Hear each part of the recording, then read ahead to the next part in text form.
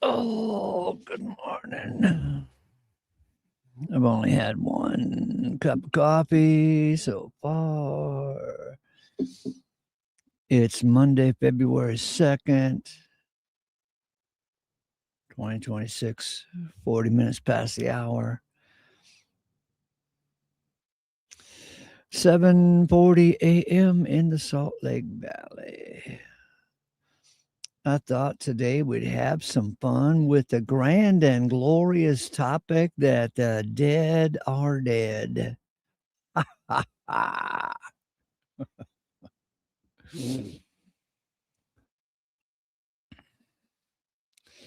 All them there spiritualists tell us that they're dead or not dead. Hey, you want to talk to your grandma? I'm a psychic. I can communicate with your grandma. Anyway.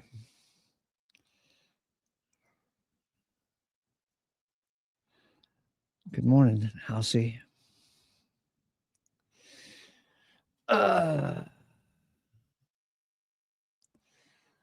Forward march.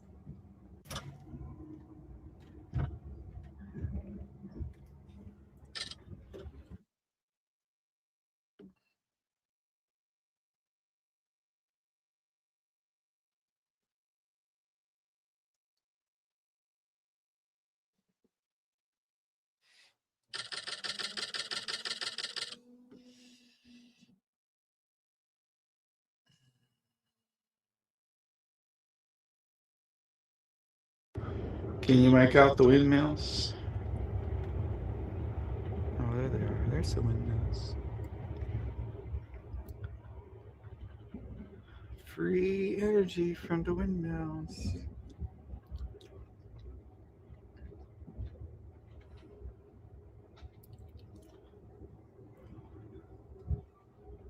Last morning on the train, I'm in Minnesota. Here's the sunrise. I just got up.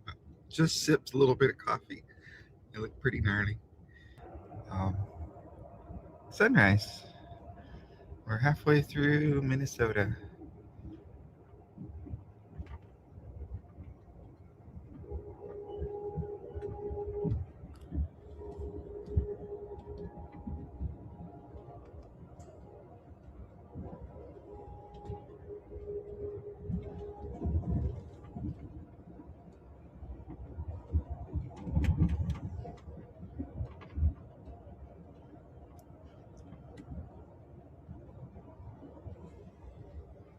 There it is.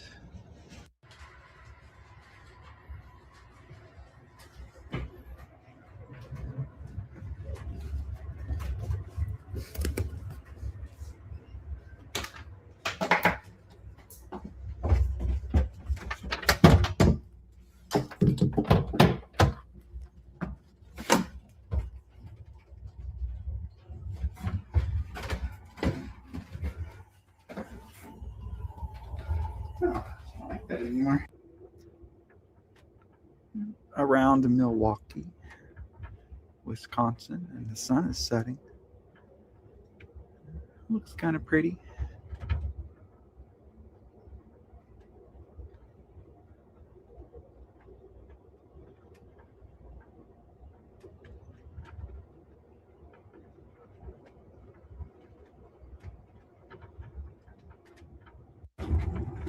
Well, my train trip's almost at an end.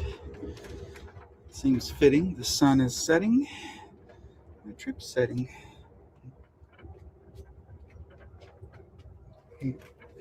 Let's shut the light off so we can see the sunset better.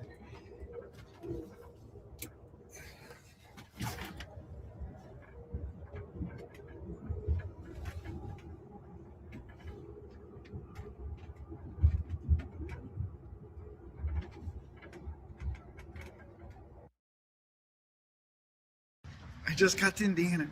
I'm gonna roam with the buffalo. Roaming with the ow. Roaming with the buffalo. Roaming with the buffalo. Ow. Roaming with the buffalo.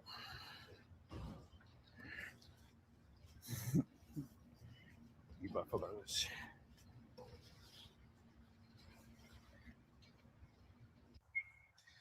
Hey, I'm visiting my hometown. Lost my father recently, and my mom's in the hospital. So, uh, took a visit to the hometown, and so much has changed. Like I don't even hardly recognize any businesses or anything at some of the places I've, the like city more places and towns closer to where I used to live. Oh, hey, check out this park though. But I I drove. I rented a car so I could like just drive country roads. I should take a video.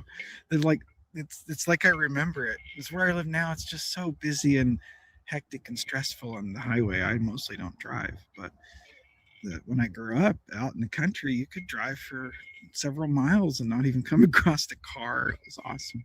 And what I've discovered was it's still pretty much like that once you get out of the cities. Like there's some new houses and stuff, but the the miles of cornfields with just like one farmhouse and whatnot are still there. And so there's this park that used to be a big deal to get to when I was a kid. And at some point I was allowed to ride here. But before that, sometimes like me and my mom and my brother would ride here. And it was an all day affair.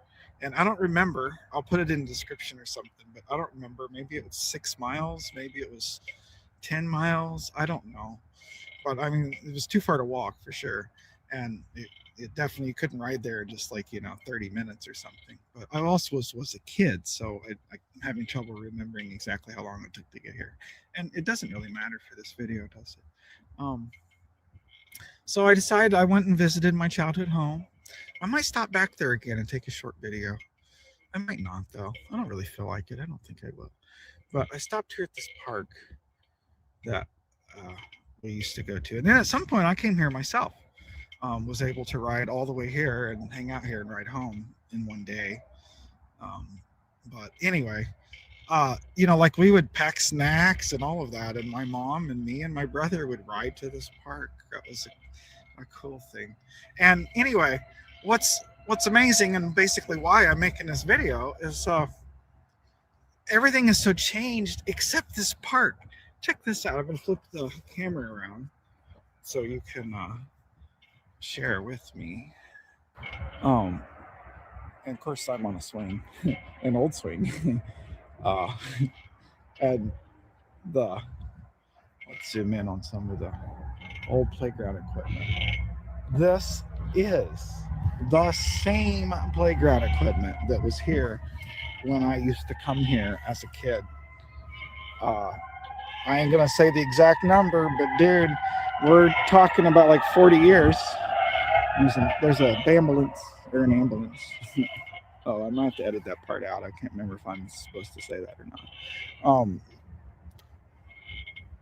Anyway, I saw a repair, like that somebody built a new staircase for that. Probably a volunteer or something built a new staircase for that slide. But otherwise, these metal things, they've been here for like 50 plus years, unchanged. The swing still works. I was a little concerned I might fall on my butt if I sit down on it. But look at me, I'm swinging. So it kind of affected me emotionally in what I was seeking for. Like this, visiting the cities that I grew up near, that I visited when I was young. I couldn't even reckon. I even drove through the town that my high school was in, and near there. And there's so many new things. I didn't recognize anything, almost anything. And I couldn't navigate without the maps. But once I got to my parents, and I got lost on the way from my school to my parents' house, I tried to do that on my own. I was able to do it without getting out the map, but I did get lost, and then I found myself. and then I went to my parents, and then I was able to get from my parents to almost all the way here, and I even took a couple of turns that were correct, but then I doubted myself, and I had to pull out the map. But it turned out I was in the right place. So anyway, I doubt this video will mean anything to anyone else, but I'm probably going to publish it as kind of a memorial of this trip that my father passed and my mom was in a really bad car accident within an extremely narrow, short period of time. And just, you never know. I I have a cool video I made about with the. Now it suddenly occurred to me there's a playground near where I live now, and um, I made a video out of a friend's song, and it has a theme to me. I mean, it can mean whatever it wants to you, but the theme of that video to me and the song was about like preserving your inner child as well as preserving the ability of children to be who they are, and they had some other messages too, but uh, I centered in on a playground, and I had a empty swing swinging at the end, but there was no one at the playground, and the swing was slowing down and stopping because life's temporary, people, um, and it's meant to be lived. That's that's what I believe to my core. My father had a very full, long life, and got to do many, many things. He was a unusual individual, and good for him. I have an extra special spot in my heart for weird people, and I say weird because I'm weird. I say it as a compliment. I'm weird too. I love weird people. It's good that there are weird people. Otherwise, we'd have fascism, right? If everyone was the same, that's fascism. Involuntary, everyone's the same. I don't. That's like voluntary fascism. Why would you? Why would we want that? Diversity is awesome, and diversity of mind, and diversity of ideas. Huh. I don't mean to preach, but my father had a cool life. He got to do a lot of cool things. He used to want to travel to all the states. He bought a camper van and drove to lots of them. I don't know if he's been to all 50, but dang near. And had a really long marriage, one of those like lifelong marriage things to a great mother that's still alive. And she got beat up a bit in the car because she flipped her car, man. Like, my mom flipped her car, my dad died all within a couple of weeks. I ain't saying that to have pity on me. I'm saying that because, if you love your mom and your dad and they don't know, go give them a hug. Go give them a call. At least send them a text. And just, remind them. Go hug your kids. Go to the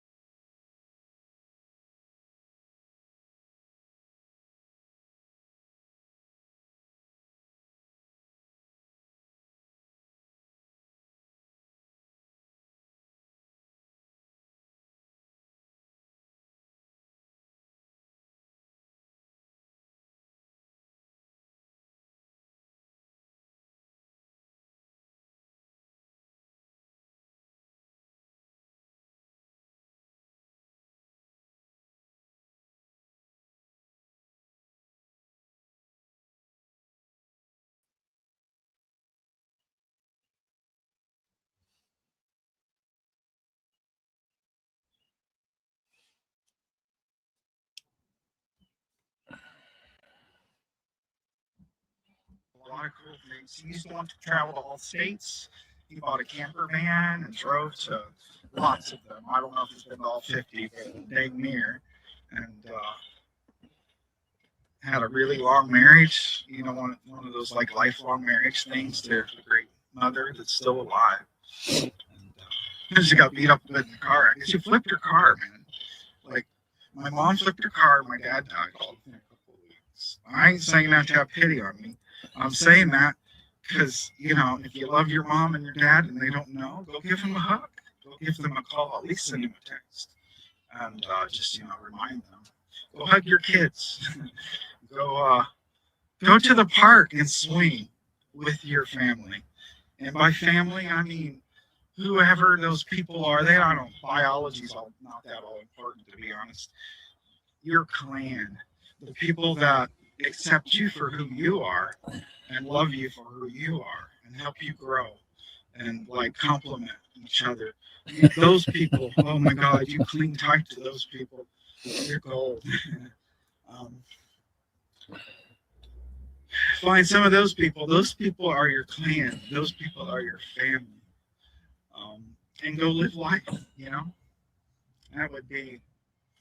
That's what I'm thinking about right now. Like as if I know anything, as if I can tell anyone anything. I just want to make this video so I can remember this experience, this trip. Anyway, peace out. Peace out. Love you. Here's what I was talking about as far as there being very few cars and very few anything. As far as very few cars and very few anything. I don't know if you can hear me if my fingers over the thing. Just there.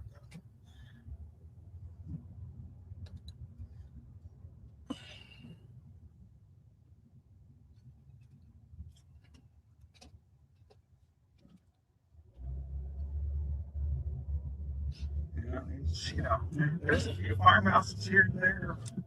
Look at that. It's just farmland. This is the road I rode my bicycle down to the park that I put that in that video. Oh, look at that. There's a car. All right, that's enough. You have a sample.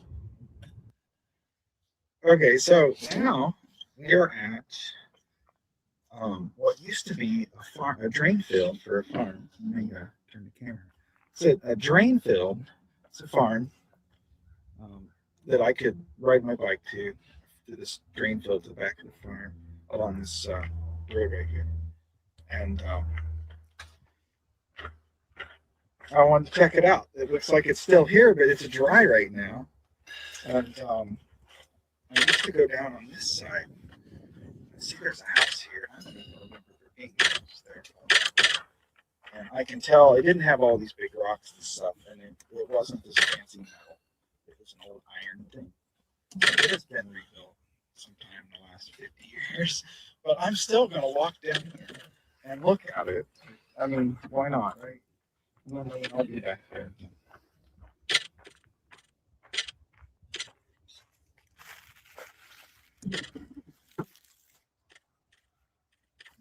Rocks. I don't know if I'm going to walk down here or not.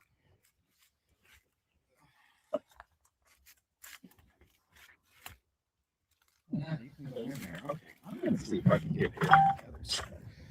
I used to go through this tunnel and play in there and get crawfish, and sometimes there'd be like little tadpoles and crawfish and stuff. I can't figure out how to get down here though, but it would be fun to walk through this tunnel. Get from here to there.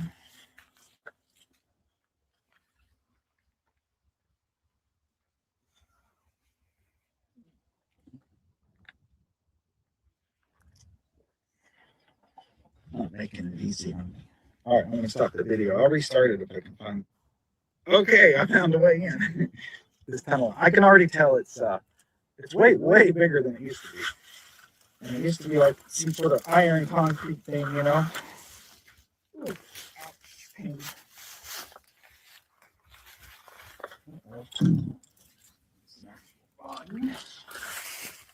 I hope I can get back out of here. Anyway, I used to play this little stream next to the field. I think they've dug this deeper. And you can kind of see what might be dig marks on the side. So I think this used to be shallower, and there was a stream here and running water, at least part of the year, but maybe it's dry right now. And I used to play in here. Oh yeah, the ceiling used to be low too. But yeah, it's all new now. I wonder if kids play here nowadays. Probably not, no, because there's no clear path down here. So there must not be any kids to play here no more. Parents probably don't let their kids do such things like that. I got to do a little bit of free range stuff. I'm grateful for that. All right, well that's the end of this part of my journey.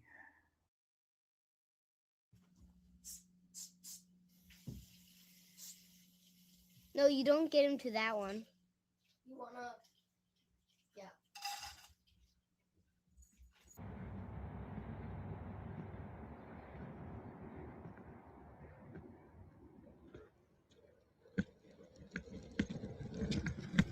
Sometimes your train stops somewhere for maintenance for like a whole hour. You're allowed to get out. I'm in Minot or Minot, depending on how it's pronounced, whether the T's pronounced. Good now. Well, I forget. North Dakota, I think. There's the Amtrak chain, and I'm up here. I'm getting really lucky on the way back because there's much to see on my side, and the sun's kind of blinding on this side.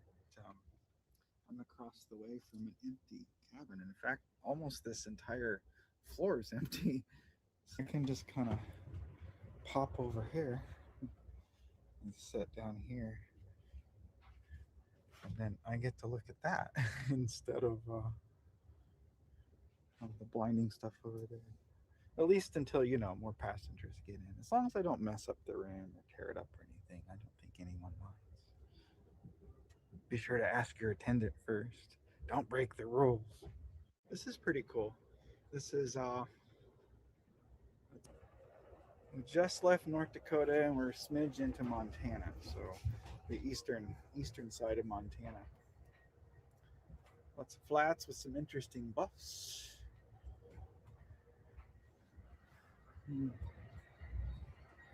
That's over here. Something similar. There's better scenery in Montana, I hope to catch later.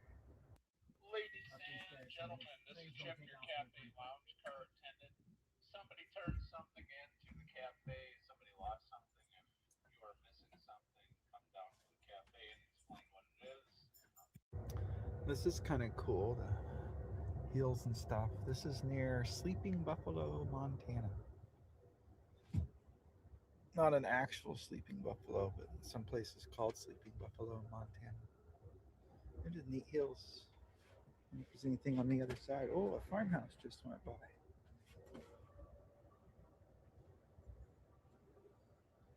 Oh, this side's flat right now.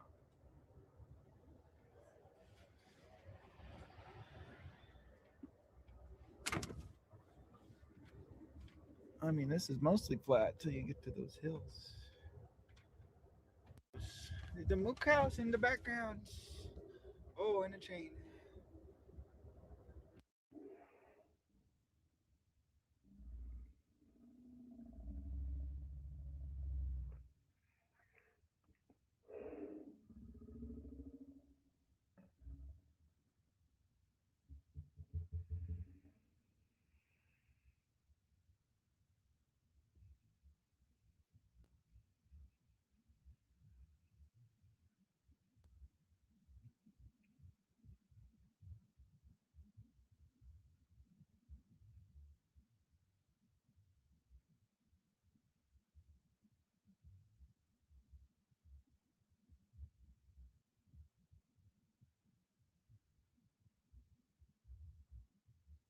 That's actually one of the cool things about the train is that you can walk around a lot as much as you want. There's some cows. The moo cows out there. Can you see the moo cows? Oops. Anyway, like this is this way south side of the chain, and this is the north side of the chain. And then that way is towards my sleeper car. And there's people's. Here's where the luggage rack is. My sleeper car is right there. And this is the stairs that goes up to the top. And then this is inside the bathrooms and the changing rooms room. This is one of the special rooms for special people. But really, the best part is that I can, get up out of my room and walk around. I'm supposed to keep a hold of stuff because, things will sway around a bit. And it's pretty cool. Stretch my legs. It's pretty cool that they trust us not to just, open this and jump out. Well, I guess they do on an airplane too, though. I'm on a fresh air break. I forget the name of the city, but check out this bunny. My little bunny. I think it's like someone's pet bunny. Oh no, there's two of them. There must be some sort of local bunnies.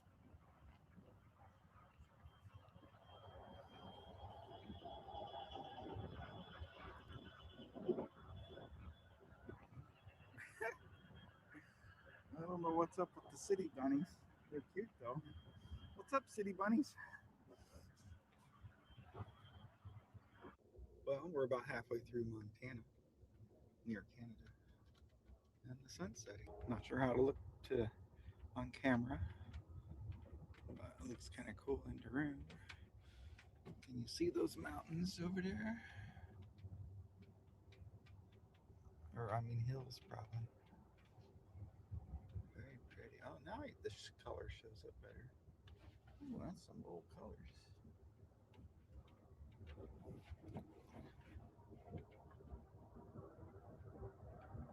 Oh, there's a tiny bit of blue sky over there.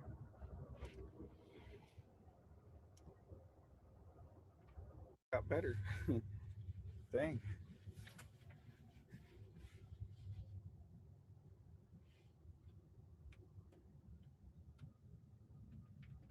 Up next, I'll read you a poem that I wrote on the train processing my father's passing. Partway through the poem, it also became about the relationship between God and man. Father tree, fallen tree, this apple fell from thee.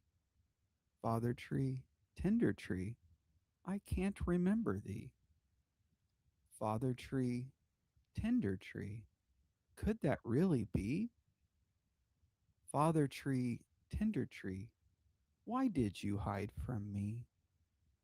Father tree, fallen tree, unhidden cruelty. Father tree, cruelty, yet this apple fell from thee. By its fruit you'll know the tree. So what's that say about me? By its fruit you'll know the tree. So what's that say about thee? I'm his fruit, it is me. So I can know, Father Tree. This apple fell from Father Tree. I do know thee, Father Tree. Was there really cruelty, or did I misperceive? For how could tender fruit be from a cruel tree?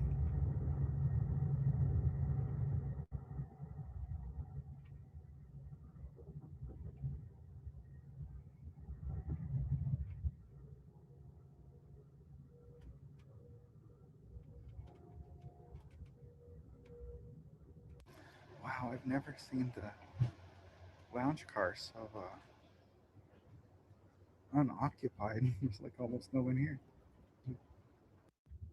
Here's the mountain range uh, between the middle of Washington and Seattle. Maybe they might be called the Cascades, but don't quote me on that.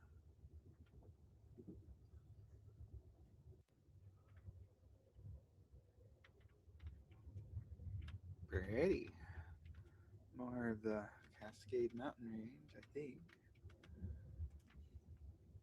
between Central Washington and Seattle.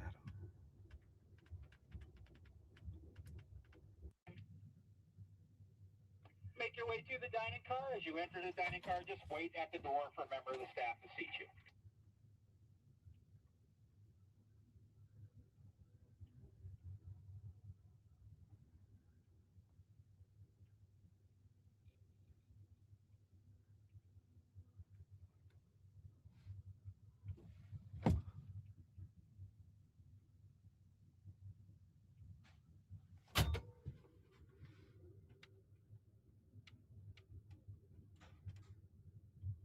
I wonder what those dam-looking structures are. Wow, it's quite the view. Very cool.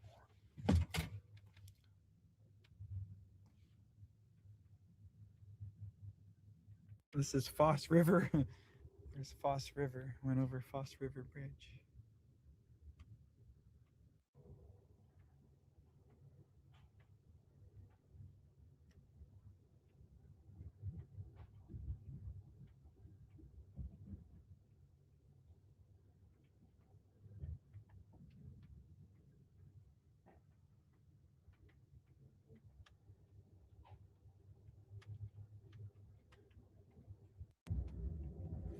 Another river.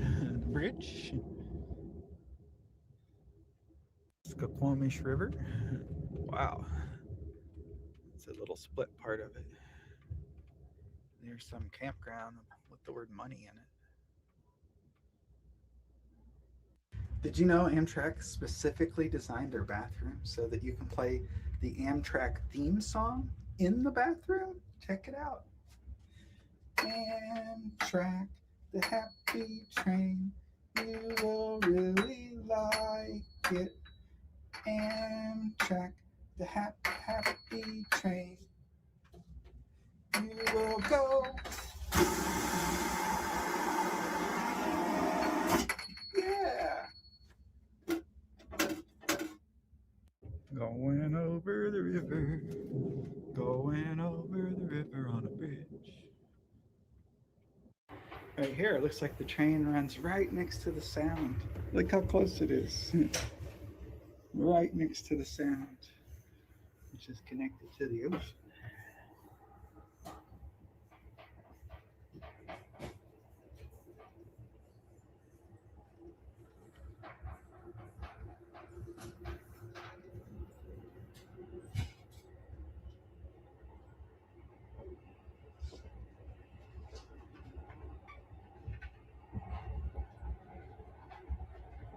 Coming up on the Ballard Docks.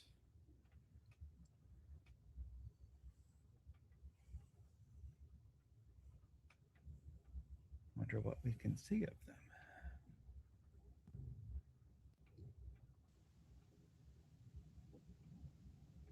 Oh yeah, that's the Ballard Docks.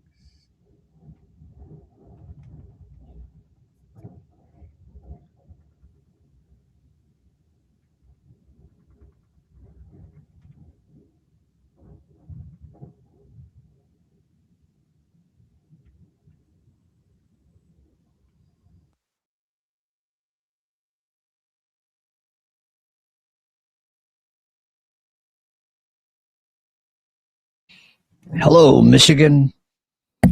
How's it going, Utah? Give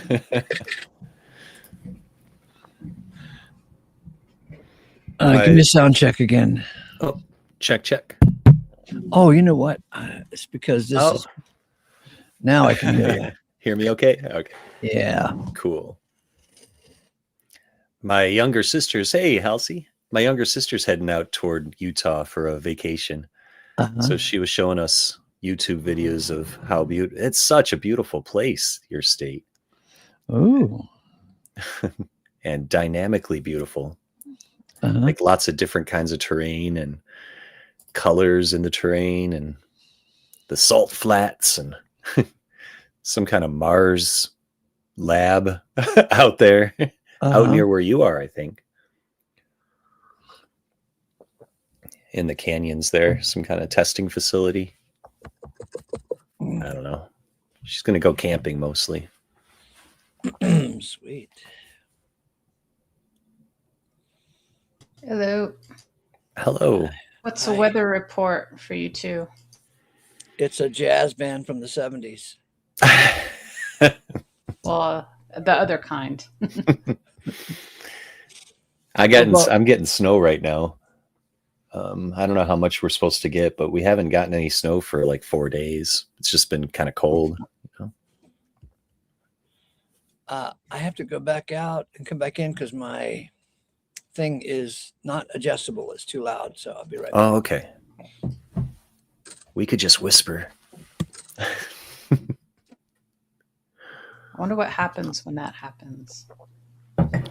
There's a guy that comes to the pub I work at every day, and he's usually one of our first guests, and he's pretty old. And he sits at the bar with his hearing aid turned all the way up so he can hear us like doing small talk and gossip as we're like folding napkins and stuff. Nice. He's always like, he'll turn around at us and just grin after we say something cheeky. Pretty funny. That's great. Yeah. That guy rocks. You're his part of his entertainment. Totally are. Hey, I'm in control of my volume. Is that better? Oh, yeah. Thank you for letting me do that. Nice. So I wanted to tell you about this conversation I had yesterday, Ace. This lady that I met where I work, she's studying to be in the clergy of the Episcopalian Church. Mm-hmm. And she brings her homework to the pub and stuff like that. And, so it's kind of obvious what she's doing. And I've shown some curiosity in it and talked to her a little bit about it. And she told me that she had a project for school where she had to interview people about their own religious beliefs and how they arrived to them and, where they're at with them and et cetera. And I agreed she invited me to do that with her. And we've been trying to set up a date and finally found a couple of hours yesterday to do that. And it was pretty cool. It was a pretty cool conversation. It was the first time I've ever really tried to articulate to a Christian the ideas around universal reconciliation and kind of God's plan, and with that understanding. I really just scratched the surface with her and realized that I was confronting her with something really challenging, really like, I guess, mind-blowing, mind-blowing if she's able to like think about it enough. But I think mostly I just stunned her. I think she wasn't even really... the Episcopalians are happy with the notion of hell. Apparently, yeah. The closest she could get to sort of vibing with me was she brought up a book by C.S. Lewis where it's not one I've read, where I guess he describes people in hell like eventually getting a choice to leave hell, and then some of them do and some of them don't, and then they go to purgatory after that. And I'm like, yeah, I don't see how that works. Like, who would choose to stay? Who in this scenario, who chooses to stay? And didn't they get there by their choice in the first place? But she said, well, almost everybody gets out of hell, she says to me at one point. But I didn't even want to talk about like, well, I did. I brought up, I said, how is that? I didn't challenge her, but I said, I don't see how that reconciles with a God who is fundamentally loving and just. So I said that, but I sort of left it there. And I more talked about translations and words. I've more focused on the word hell and talked about that with her.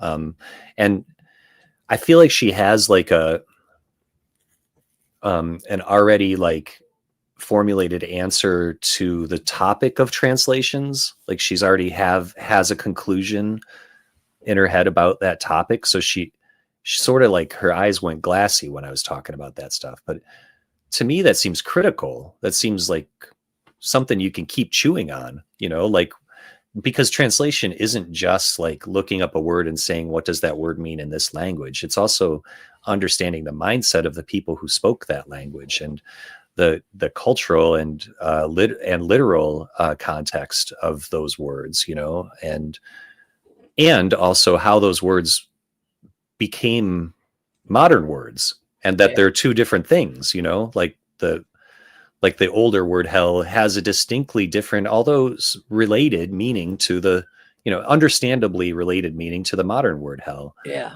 These are interesting topics and generate, understanding and in my experience. So I tried to stick to that, even though it didn't seem to really catch.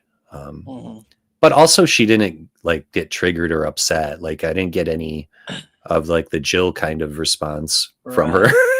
After all, she is a Whiskeypalian. What's the deal with that church? So I always grew up hearing they were the Catholic Light, but I don't really know what that means. Who are they? I see it as like not as, I mean, I don't know how strict Catholics are about things, but that they're a little less strict in certain ways. Like, yeah, I think their priests can get married as long as they do it before they actually become priests.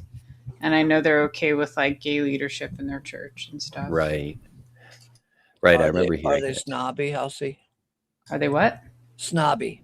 No, I think that's the point, is that they're less snobby than others. But still maybe a little snobby. How many? Snobby enough to be what they are, I guess. How many Episcopalians are Harvard graduates? Is that a mark of shame or something?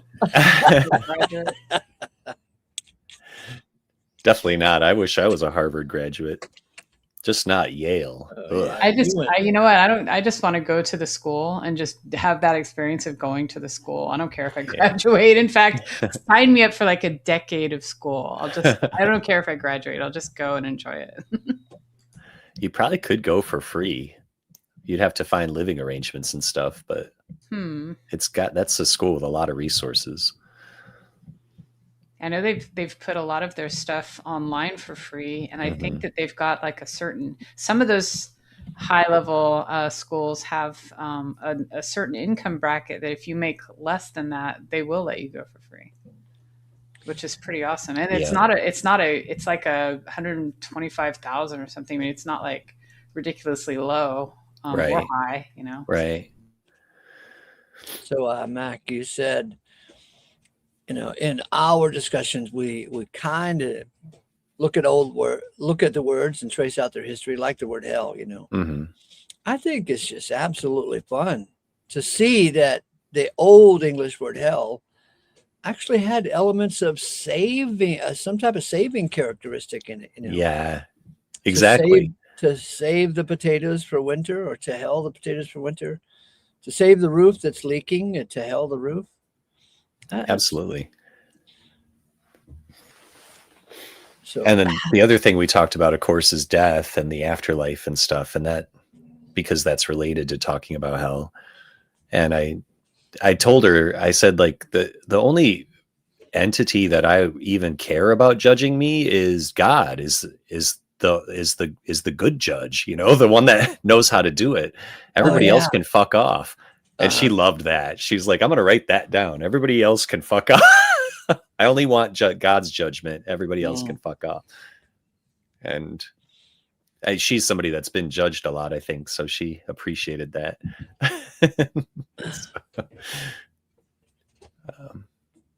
Wow. But she definitely doesn't believe in death and stuff, So maybe it's time for you to take out a classified ad in Christianity Today magazine saying a Universalist minister will come to your church and speak. Reach out to me and let me know what you got. Maybe they'll pay your travel expenses. Can you imagine? And put $50 in your pocket. Because there are some churches who subscribe to Christianity Today magazine that are at least favorable to this topic of universal salvation. They're not all fundamentalists. That is true. And I forget the guy's name, but there was a fellow that was hanging around here for a while that kept on saying there's current movement within the Reformed tradition where people are starting to get pretty excited about universal reconciliation, like Baptists and stuff. Would that Remember be that Joe guy? Berkowitz? Yeah, that guy. Yeah. He got frustrated here and stopped coming around. But I think that's what happened. We have lost so many. So many. The one that got away. Yeah. He'll be back. Yeah, we even lost Ben Abraham because he got sick of it when Jill and JG would visit and there'd be nothing but arguments. Yep. Well, it's easy to understand that. We lose the tender-hearted and we gain nothing. Oh my God. At least Halcyon keeps coming back. Yeah. She's tough enough.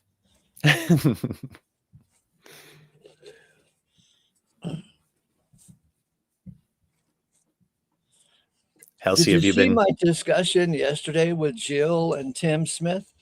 No, I missed yesterday. Oh my God. There was some amazing high points. Okay. Yeah. So Jill confessed or gave his testimony that the reason he joined his church was on one of the first visits to his church. The preacher said that he had a dream in the middle of the night and that according to his dream, 95% of the church members were going to hell. Come on. What? And that made Jill decide this is the church for me. If my pastor can say this to the whole audience, he was so excited. And I said, wow, Jill, what in the hell is wrong with you? I thought you and your Christian pals like JG don't do Bible studies with sinners, right? Right. And you're sitting right there. You know that 95% of the people in your church are going to hell and you still go to that church? What is wrong with you?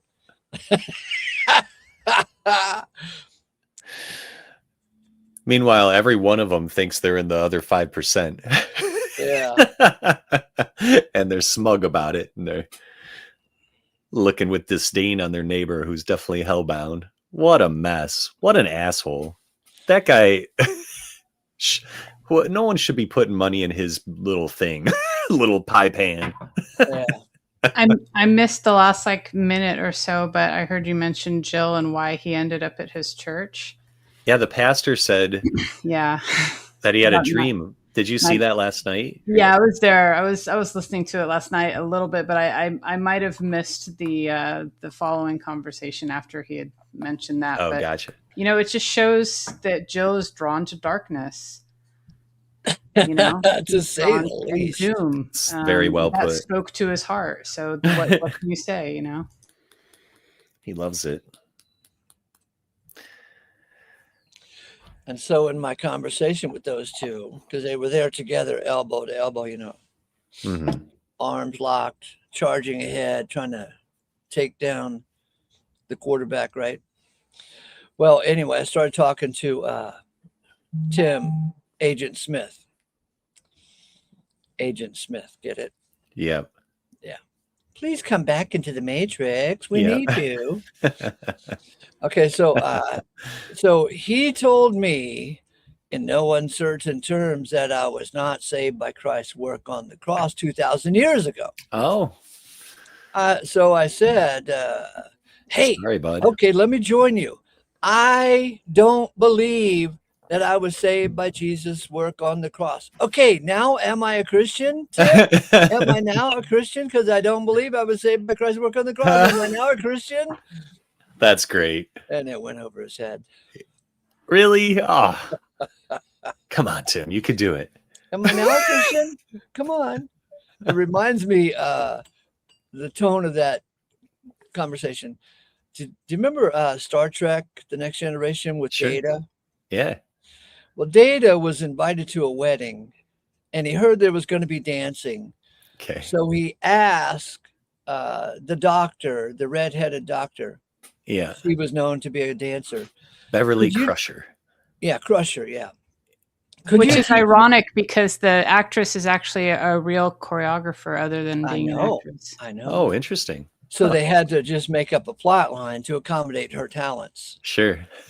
Anyway, so Data says to her, "Could you teach me how to dance?" And she says, "Sure." So she takes him into the holodeck or whatever, and she teaches him tap dancing, right? Right on. And of course, he's Data, so he learns it really fast, and they're there dancing really fast, tap dancing. And he says, "Am I now dancing, doctor?" So I felt like I was saying that to Tim, Agent Smith. Am I now a Christian? Because I don't believe I was saved by Christ's work on the cross. Do I fit the conditions? Yeah. Checked all the That's all boxes and mixed up the formula. You know. And then Crusher discovered that he was going to a wedding. And she said, no, you can't be doing tap dancing at a wedding. Right. I got to teach you, some other kind of dancing. Foxtrot. Yeah.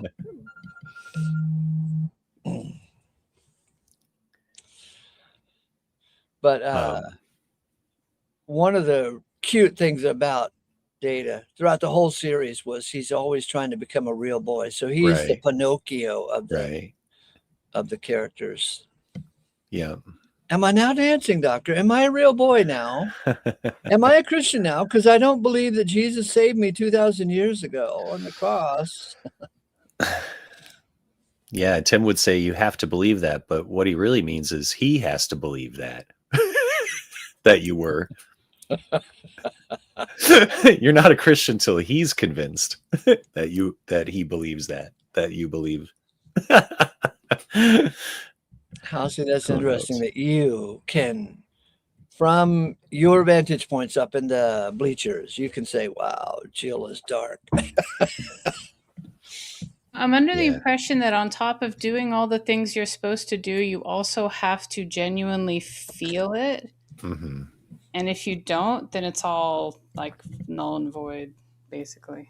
There's degrees of feeling it too. If you really drill down on these people, they'll be like, you have to actually believe, or they'll say something like convinced, like absolutely convinced, or I forget the phrases they use, but it's silly. Doesn't it sound like, when the Mormons come knocking at my door, they are trained to give you a Mormon Bible and tell you to read it, and they'll come back in 2 weeks and they'll say, when they give it to you, just see if it warms your heart or something. Right.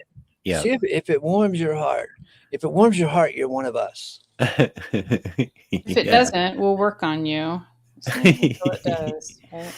Make you one of us. Well, that's the same with Jill, and it sounds like superstitious bullshit. Mm-hmm. Like I can imagine going down into Louisiana and those voodoo guys telling me something with the same framework. Yeah.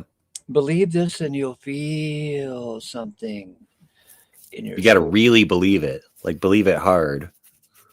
Like with all of you, with all of your essence. But isn't there also the thing of like, if you find that you somehow can't believe, then you're supposed to sort of fake it until you do feel it?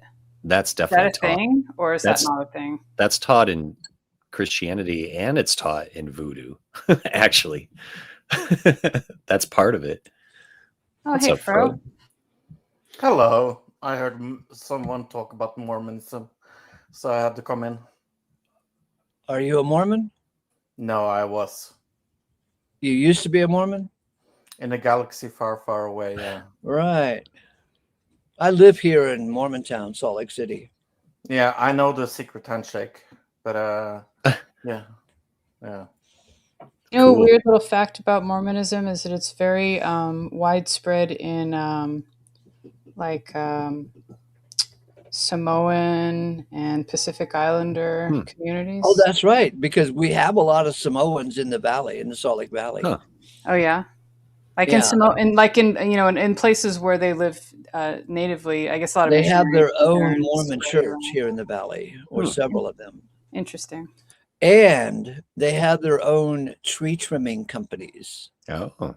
It's very specific. And they have big bones, and a lot of them are overweight. And when they climb that tree, you go, wow, I don't know. That must be a sight. Across the board, those people are gigantic. Yeah. Kinda. Yeah, they're big people. That's so interesting. I never knew that. About them climbing trees. That either, yeah. Right. Yeah, I didn't know used to about work Mormon with a guy. Samoans. They used to work are with a also guy who very would, much against caffeine, but owns a huge part of Coca-Cola. Right. Yeah. It's hard to find a Pepsi in Utah. Not that So- you'd want to. So, Fro, one of the things on this channel, in fact, it's represented in the title today. Hey, Jack, the dead are not alive until God raises them. And then I quote that verse from Revelation that says, the rest of the dead do not live.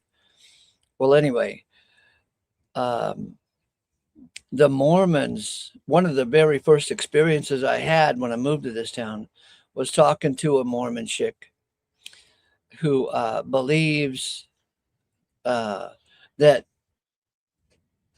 she is something like immortal, you know, that she existed before she was born. So the way to explain it very like stupidly is that we are pre-beings in heaven. We choose to go to Earth with our body, and the reason why we're doing that is to train to get to become gods. So when we die, we will get our own galaxy, our own Earth, and we will get to toy around like God did. So it's the Earth is more or less a God factory. And the reason why Mormons are so keen of having a lot of kids is because they think that there are spirits in heaven waiting to be born. Wow.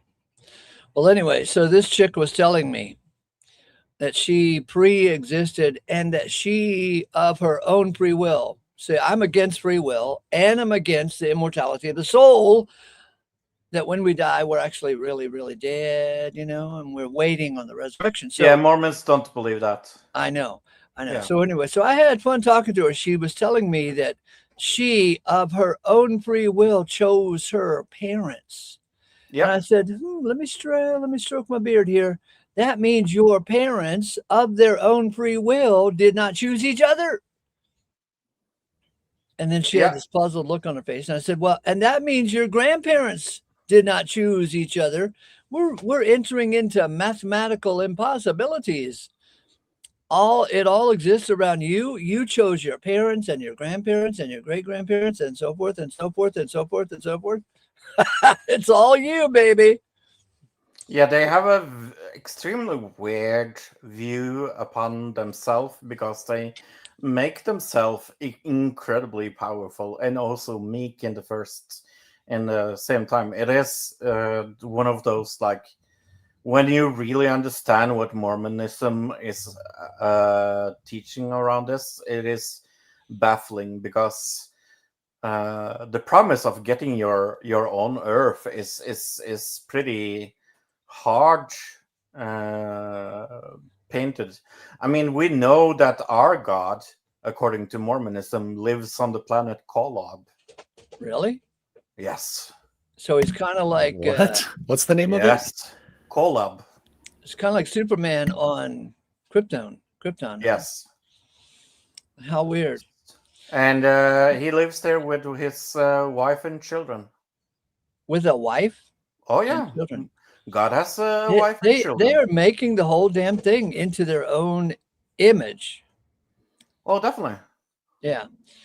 And the strange thing is, if you ask a normal Mormon around where you live, I will bet you $5,000 they don't know about doctrines that I know of that lives in Norway.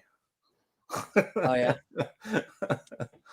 So let me tell you one thing that I have picked up by living in the Salt Lake Valley for more than 20 years. It appears that the Mormon church is run by men, but I swear to God, my experience here in the Salt Lake Valley, all of the Mormon men I have met are beta males. Oh, definitely.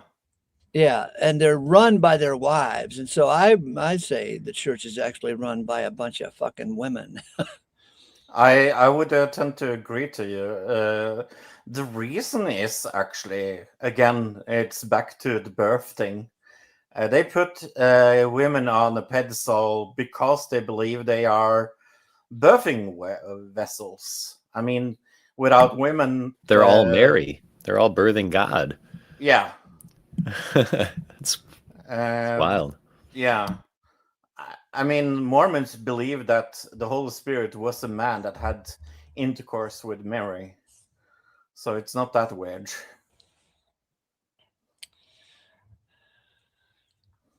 Yeah, one of the passages of scripture that I'm going to bring up when I get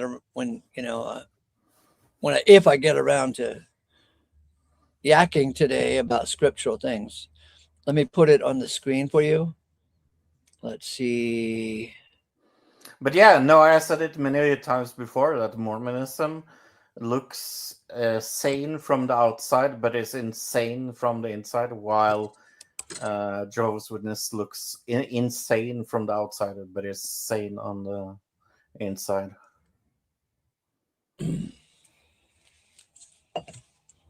Famously nice people. Mormons? Oh yeah, no, Yep. they're super nice. Yeah. And you know why, right, Mac? Well, I think they like work at it. I think it's like part of their religion to be nice. Yes. Yeah, it's like a deliberate thing, and that's why too they have a reputation of actually not being nice and like behind your back talking shit all the time. Oh yeah, no, there are no like in a Mormon church, if somebody farts, you know that 10 minutes later. Check this out. From 1 Timothy chapter 4, it says, "Now profane and old womanish myths refuse." That's the Mormon church. Yeah. It's a bunch of doctrines that sound like they were invented by old women. And you also have to remember that Joseph Smith was a very big fan of Freemasonry. So he put a ton of Freemasonry into Mormonism. That's one of the reasons why there is a secret handshake to get into heaven. Oh my God. Fro, could you back up a little bit? And you said that if they sit in the parking lot, they're doing what? I was a little bit distracted.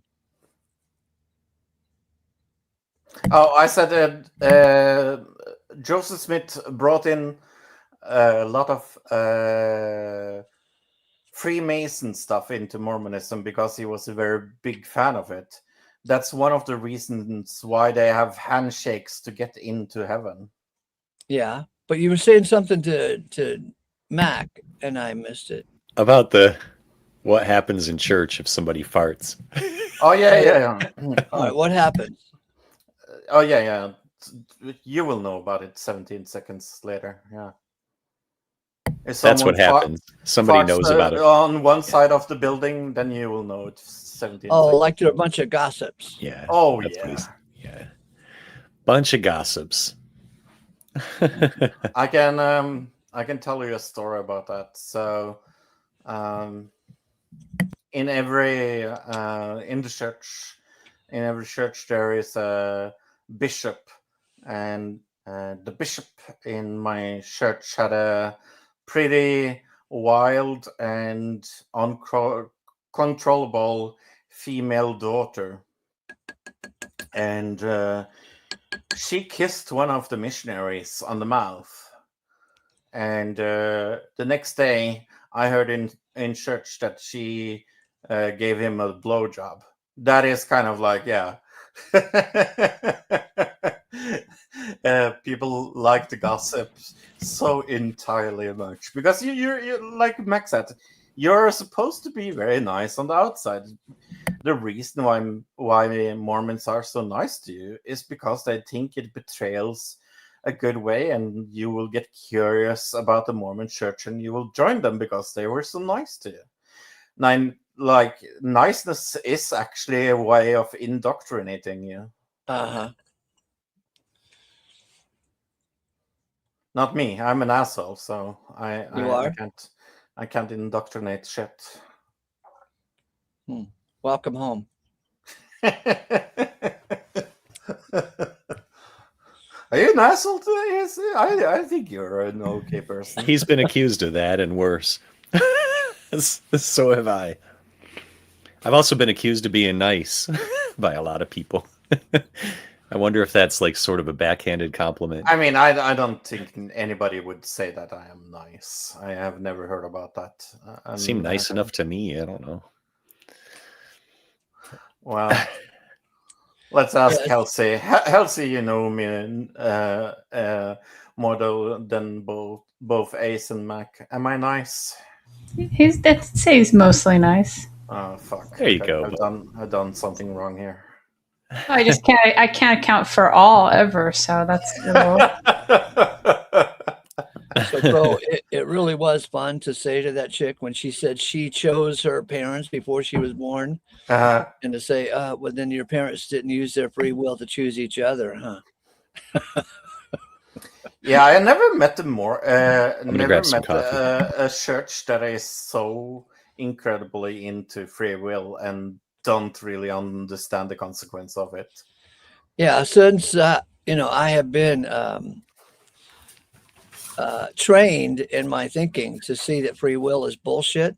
Ever since 1980, when I first got to this Mormon town, and they gave me a Bible, I wondered if there was any truth in it, So I just flipped through the pages and I saw the word free will almost on every third page, and I go, "This is bullshit." Free agency, free will, free agency, free will, free agency, free will, whatever. Yeah, no, the doctrine. I would say the Book of Mormon is not the worst book of the Mormons. I would say Doctrines and Covenants it's there. You get all the crazy shit. You get what? All the crazy shit. Oh yeah. It's not really the Book of Mormon that is the problem, I would say. It's all the other books.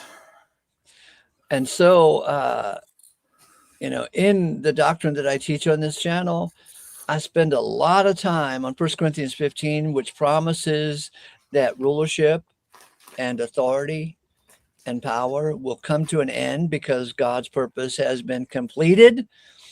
And so it's easy for me to say that when the Mormons say they're going to get a planet or a galaxy to rule forever, they don't know, because the Bible and Paul's letters says that rulership will come to an end.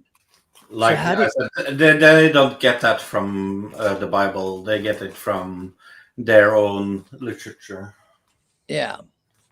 So they want to rule forever. That's one of the biggest problems about Mormonism, is that they have so much extra outside of the Bible that people are not aware of. Like the Book of Mormon, like I said, the Book of Mormon is mostly harmless.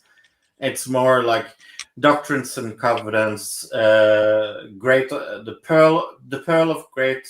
What is it called again? Price. Yes, thank you.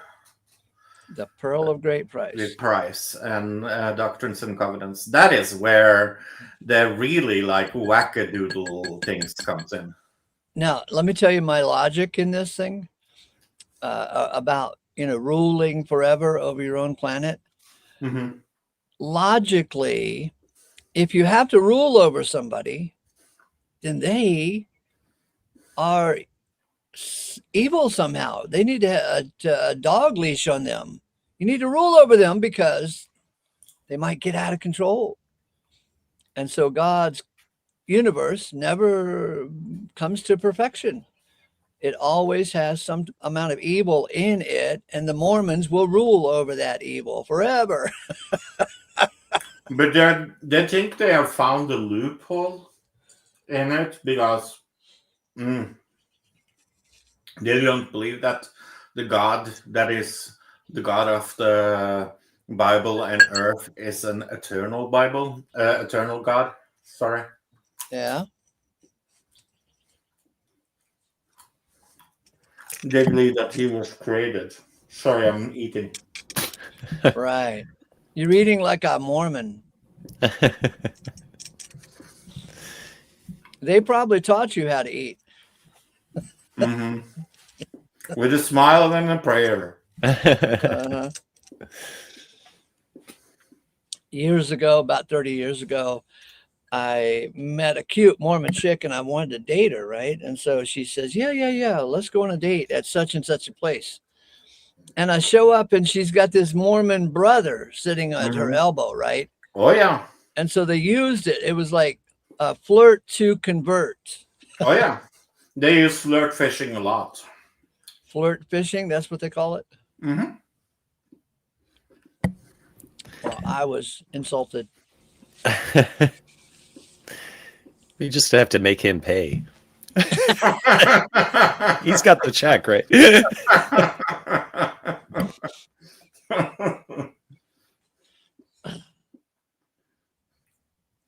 You know, when I left Mormonism, I decided I was going to visit every religion that is registered in Norway. So I visited over All 90... three of them? All three of them. Fuck you, Mac. How about that? Fair enough. Wow. No, My wife is from a Norwegian family, so it actually it came close to a 90. I think it was 87 last time I looked. nice. You explored 87 religions? Mm-hmm. How'd it go? What'd you I find became out? an atheist. Oh, right on. Yeah. I was an atheist for many, many years. Oh, you're no longer an atheist? I don't know you that well. I've seen you over at, I don't know where I've seen you around, but Probably at Dave's. probably at Dave's, yeah. I hang out at Dave's when I'm feeling especially self-loathing.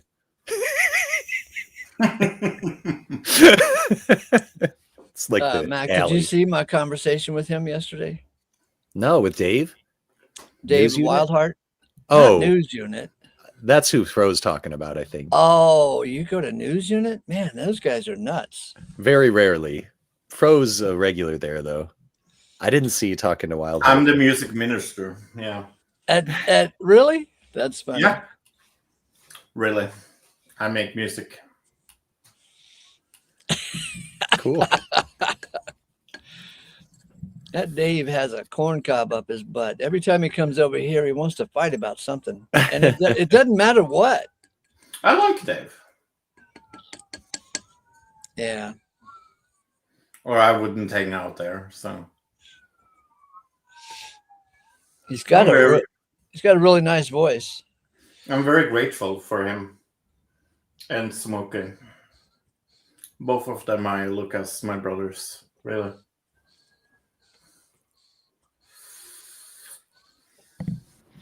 Have you ever spoken to Smokey, Ace? Yes, I have. And he calls me a piss wizard. What? Piss I've wizard. never heard that word before. Wow. And he's That's cool. also said that I'm looks like a reject of a tugboat captain. It's not. That's I tough. mean, tugboat captains are pretty awesome. I don't know what Yeah. it takes to be rejected as one. Yeah, no, I'm a left-leaning, crazy Christian. Mm-hmm. Yeah, I Something talked wrong with your to leg? Smokey about 5 years ago, and I went in and I had answers to his questions, which he had never heard before, because I've got this universalist teaching, right? Mm-hmm. And he says, "Where did you learn all of this stuff?" And I said, "Well, in kindergarten."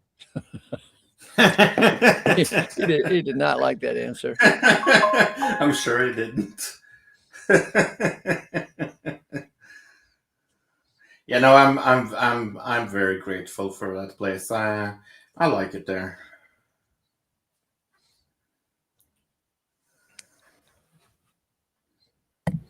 But I am a weirdo. I like Dave very much. I look upon him as my brother from another mother. Uh-huh.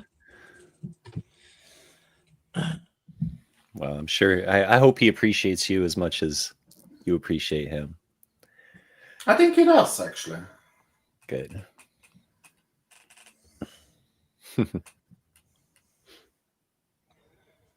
I have never heard Dave say anything mean about me. So, Fro, what was the first thing that moved you out of the Mormon church? That is a very interesting question. It is when I learned that God had a wife. Wow. Yeah, I was like, nope, I don't believe that. And I was like, I was is that like- an unacceptable idea? fuck this. Yeah, why is that so crazy? Why I think that is so crazy? Yeah. I just don't believe it. It's too terrestrial, or It's too human. Yeah. And then I learned that the Holy Spirit actually had sex intercourse with Virgin Mary. Now She wasn't a profane, virgin. now No. profane and old womanish myths refuse. So what do we call her now that she's no longer a virgin? She's been reached, so to speak. Re-virginized? No. But yeah, no, it's She's just regular old Mary. She's regular Mary. Plain Mary. Non-virgin Mary. Plain Mary. But yeah, no, I'm probably more soft than both Smokey and the New Zealand. I'm one of those that I don't know what I believe other than that I believe upon Jesus Christ as my savior. Uh-huh. And I sadly believe in free will. I wish I didn't, but I sadly do. Mhm. I think free will is totally overrated, and I wish that God didn't make it, but I think He did. So let me tell you my off-the-cuff thoughts about free will. Yeah, sure. Okay. So first of all, the phrase free will never shows up in the New Testament. Agree. Okay. It only shows up in the Old Testament, not as a teaching, but as the name of an offering that was As a not concept, yeah. Obligated. This is the free will offering. It could have been called the Tuesday offering for all I care, right? It's just the name of an offering. But throughout the whole Old Testament, there are so many verses, hundreds of verses that have anti-free will language. Like man can't do what he wants to do, but God can always do what he wants to do. Those kind of verses, right? Mm-hmm. And so in trying to come to grips with this free will business, I've asked Christians who believe in free will to define the phrase, right? Now, when you push them against the wall to define the phrase, the definition comes down to the idea of contrary choice. Yeah, I would call it the opposite of. The opposite up. Okay, so let me go on with this contrary choice business. Yeah. Now, if you look up the word choice, it's a wonderful word. This steak is choice. This one is not choice because this one is beautiful and red and fresh, and this one has maggots on it. So only one is choice. But when they use the term free will, they're making up an impossible concept, okay? They're making up the idea of contrary choice. And there is no such thing as contrary choice. If you chose item A, then you did not choose item B. And you cannot choose item B, or else item B becomes choice and item A is no longer choice, you see. And so free will is just a confabulation of bullshit ideas jammed into each other, because either a thing is choice or is not choice. It cannot, there's no such thing as contrary choice. Oh, I made a contrary choice. What? No, you made a choice. A contrary choice would become the choice, and the choice you did make would become non-choice. I'm going to use something that isn't biblical to kind of put my view out there. Have you ever seen a movie called Sliding Doors by any Of course, chance? yeah. Yeah. So, for the audience that have not seen Sliding Doors, it's a romantic comedy that is a shit movie, but it bears a pretty good concept in it. So very, very fast. It's about this lady that is going to take an underground to her boyfriend's place, and we follow her in 2 timelines. One timeline when she gets to take the underground, and one timeline where she misses the underground, and we take it through 2 different timelines. That is how I think free choice or free works. That you are able to pick between those 2 timelines. Things that you do will have a consequence. So, for example, if you shoot someone tomorrow, you will go to jail probably the day after. So, for me, it's more or less called consequence theory. And Yeah, if you go right, then this happens. If you go left, then that happens. Exactly. Yeah. And I think that is that's at least in my head the idea of free will. Right. But how you get to that position where you choose right or left, that's what pisses me off about Christians. They don't tell us who is the bringing you to the arbiter of those 2 choices. Right. Yeah. No, I can understand that. Yeah. So when you go to the grocery store and there's 2 pieces of meat there, one's got maggots on it, that's not choice. The other one is choice. Unless you are a farmer and you've got chickens and you want that piece of rotten meat because it's going to produce black larva flies, right? Yeah. Black soldier flies. Then you buy the rotten meat because that one is choice. And it's a really cheap price. By the way, I also have a pipe. Oh my, That's that very one. Gandalf-y sort of pipe. Yes. I'm embarrassed because my pipe is just cheesy and little. It's perfectly functional, Ace. All right, you're the new leader of the show. Go ahead. He established dominance with my pipe. Yeah. Big swinging pipe. I love my pipe.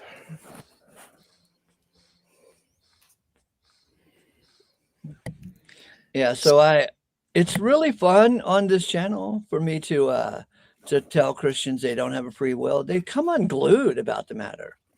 All I have to do is put the word free will in the title in a negative way, like free will sucks, there is no free will or whatever, and they come out of the woodwork to defend free will. I would agree that free will sucks, by the way. I'm very against free will. Can something suck that doesn't exist? I sadly believe it exists, Halsey. Oh, just the idea of it? Or do you actually think it exists? An uninfluenced will? Where is that? How does that happen? Yeah, like I said to Ace before, I believe it's the choices we do during the day. It's the consequence of what we do. It's free will. So you're saying that because there's consequences or there's results from different decisions that demonstrates free will? Is that what you're saying? Mm-hmm. Well, how else could it be? Like, is there a world where there isn't actions that follow? If we didn't have free will, then we wouldn't have consequences? I don't think so now. Yay! What would happen? Would nothing happen? What about consequences that come about that have nothing to do with free will? Right. Something you did not choose but happens to you. Like you get T-boned. Like a second world war or something? Like you get T-boned in an intersection and you didn't choose it. You just get T-boned. Yeah. Well, Like a stray bullet hits your child and kills them while you're out running errands. Well, Yeah. this is going to Like sound very you're in a depressing. crowded elevator and you get diarrhea. That's not free will. Well, You didn't free will choose that. Well, I'm going to say that you chose to do those things, and those things had consequences. Being in an elevator, it was just a matter of time before you'd get diarrhea, I guess. No, what I meant, Hells, is why did you take that elevator? Why did you not But take it another? has nothing to do with the elevator, though, I don't think. Are we talking about consequences or like like personal responsibility for the We're consequences? talking about consequences. You I said feel the like- consequences were a result. So let's say we had no autonomy, right?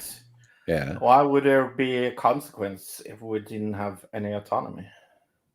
Well, there wouldn't be responsibility for the consequences, but there's still like if you knock over a domino, whether you did it or somebody like hypnotized you into doing it, then the next domino still falls, right? Whether or not will was involved. That's what I'm saying. Or if lightning hits the first domino and I did nothing, the next domino still falls, right? That's what I mean. Like that's a consequence. The next domino falling is a consequence of the first one falling. So isn't that true? Whether there's a will involved with that first one falling or not. Do you agree with that? Right. Like what if there's an earthquake and it makes the dominoes? Yeah. Or the cat sneezes. Can you ask the question again so I understand the question? So you have a line of dominoes? Yes. Yep. And the first one knocks over and the next one will knock over as well. That's the next one falling over is the consequence of the first one knocking over. Now, I could choose to knock over that first domino, or there could be an earthquake and that first domino knocks over. Sure. Either way, there's still a consequence to that happening, right? Sure. But you're building that domino in an area where there would be an earthquake as the consequence of what you did. If you did not build it right there when the earthquake was going to happen, that wouldn't happen. But something would happen after the earthquake, even if I never existed. Wouldn't rocks roll around and stuff? You know, even if there was never a human being, earthquakes aren't caused by humans. Are they? Is that what you're saying? No, I'm definitely not saying that. But good. What am I grappling with here? I'm definitely not saying that. But I am saying it is our fault that we build buildings in an area where there are dangers of earthquakes. Right. Well, you're talking about fault. So I'm trying to make a distinction between the results of an action, which I would call a consequence, and responsibility for that. So I think there is a distinction there. And I think it's still, that distinction still matters in a discussion about free will. It might be more important than talking about whether or not dominoes fall, you know, like the real issue is, are we to blame? Is it our fault? Did we have something to do with that outcome in a way where we have personal responsibility for that outcome? I believe so, yeah. So if your child gets shot by a stray bullet, like Halsey said, you had something to do with that child even existing in the first place. Yes. So you have to take some responsibility. I think that's what you're really saying, right? Yes. Okay. Yeah. So go ahead. Sorry. I just disagree with that assessment, but I'm glad to clarify what you're trying to say. So, Fro, I became a Christian in 1967. Were you even born then? No, I was born in 1979. Okay, well, I became a Christian when I was 14 years old. And all I knew was regular Christian stuff. And I was a free willer, free will. Oh, man, so excited about free will. And long about 1980, I read this verse. See it right there? Could you read it to me? Mm-hmm. Consequently, then, it's not of him who is willing, nor of him who is raising, but of God the merciful. Now, little old me, Christian boy, I was all of almost 30 years old in 1980 when I first read this. Oh my God, I hated this verse. I just said, what Why? the hell? Because it says it is not of him that is willing, not of him who is willing. And all of my Christian training said, oh, everything is a matter of your free will. And so when I first laid eyes on this, man, I struggled with it. This is in my Bible. Obviously, Paul is not a Baptist. What the hell's wrong with Paul? Well, he clearly wasn't a Baptist, but yeah, he clearly was not a Southern Baptist boy. So anyway, I think you and me would agree to that, Ace. Yeah. So I stared at this verse for a long time, months and months. And then finally, one thing led to another, and I just gave up my free will lingo. And I've been having a lot of fun with Christians ever since then by challenging them on this free will idea. Yeah, I think Mackie represented my view very beautifully. Yeah. In fact, last night, Tim Agent Smith came into this channel after the show, right? Because he saw my episode, my little 10-minute episode on Alexander the Coppersmith. Did you see that, Mac? No, but I marked it. I saved it. Uh-huh. It's in my queue. Yeah. So I pointed out that Paul says Alexander the Coppersmith sucks because he withstands words of ours. Okay. And Paul said, have a pattern of sound words. And the word free will is not anywhere in the New Testament at all. Okay. So Tim Smith, Agent Smith, came into my after show last night and said, what do you mean? What do you mean? And because he's a fundamentalist Christian, right? And I said, well, when I first read Paul, I was Alexander the Coppersmith. I hated Paul. And my very first real acquaintance with Paul was 1 Timothy 4:10, which says God is the Savior of all mankind. Like I hate Revelations. Yeah, I hate it too, by the way. Shake hands on that one. Yeah.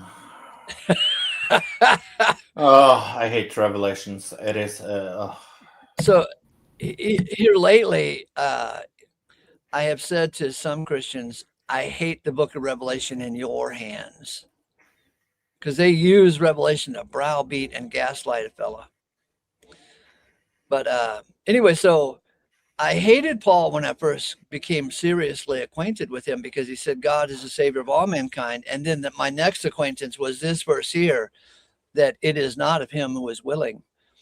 So I had to, these were the two verses that just got me out of Christianity. And so I was telling Tim Smith that, I withstood the words of Paul. I was Alexander the Coppersmith before 1980. And Tim Smith was freaking out.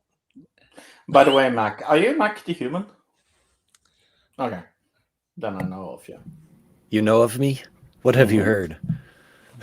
I've seen you around. What's the point? Well, nice to meet you formally.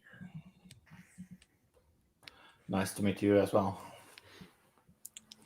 I don't want any secret handshakes, so I'm gonna. You gotta like tickle the palm when you.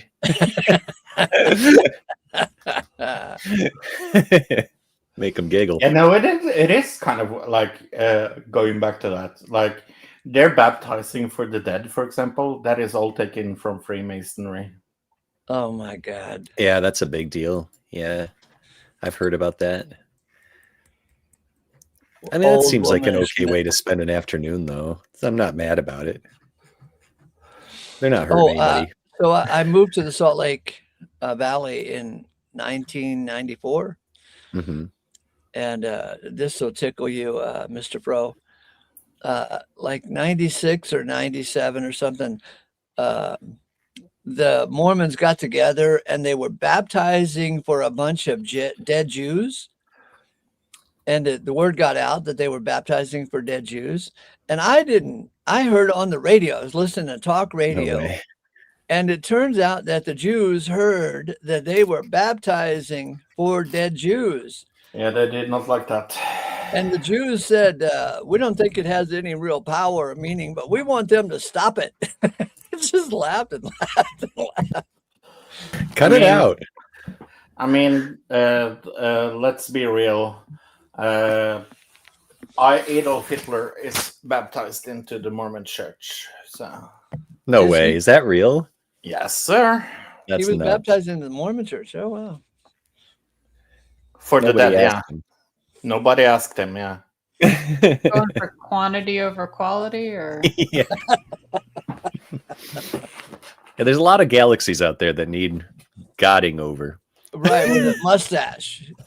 maybe Man. I was wondering, does God keep like a little reserve of evil people to do evil things for him? Like, it's kind of like having a weapon. Well, in Mormonism, Halsey, there are 3 different heavens. You and me would. Only you and 3? me would. Yeah, only 3. You and me would probably end up in the middle. But What are the different? Why? What are the like? How do you get to the different heavens, and what are they like? well, you have the celestial heaven. That is like where everybody wants to go, because that's where God lives. But It's like the You nice have- neighborhood. and it's it's a nice neighborhood. The gated community. Mhm. The Hamptons. But people that have lived an okay life would end up in a telestial, and then you have the terrestrial heaven where they think people like Genghis Khan and Hitler and Pol Pot Okay. and things like that will go. What is that heaven like? It Like is pretty. It is okay, but it's not as good as the first one. It's okay. It's okay. What are there problems? Like, what are the problems of the lower heaven? Well, Oh, you will I'll not tell live you. with God. Crime. Plumbing is There's terrible. There's No, graffiti and Halsey. trash on the ground. It's No gold. coke. It's gold-plated double wides. But can you have as many as you want? I'll take like 10 of them and put them together and make a mansion out of double wood. But yeah, no. Do they have a hell in Mormonism? That is a very hard answer to question. Answer. It's yes and no. It depends a little. It depends how you look upon it. Okay. Okay. And it depends what I mean. No, By because hell?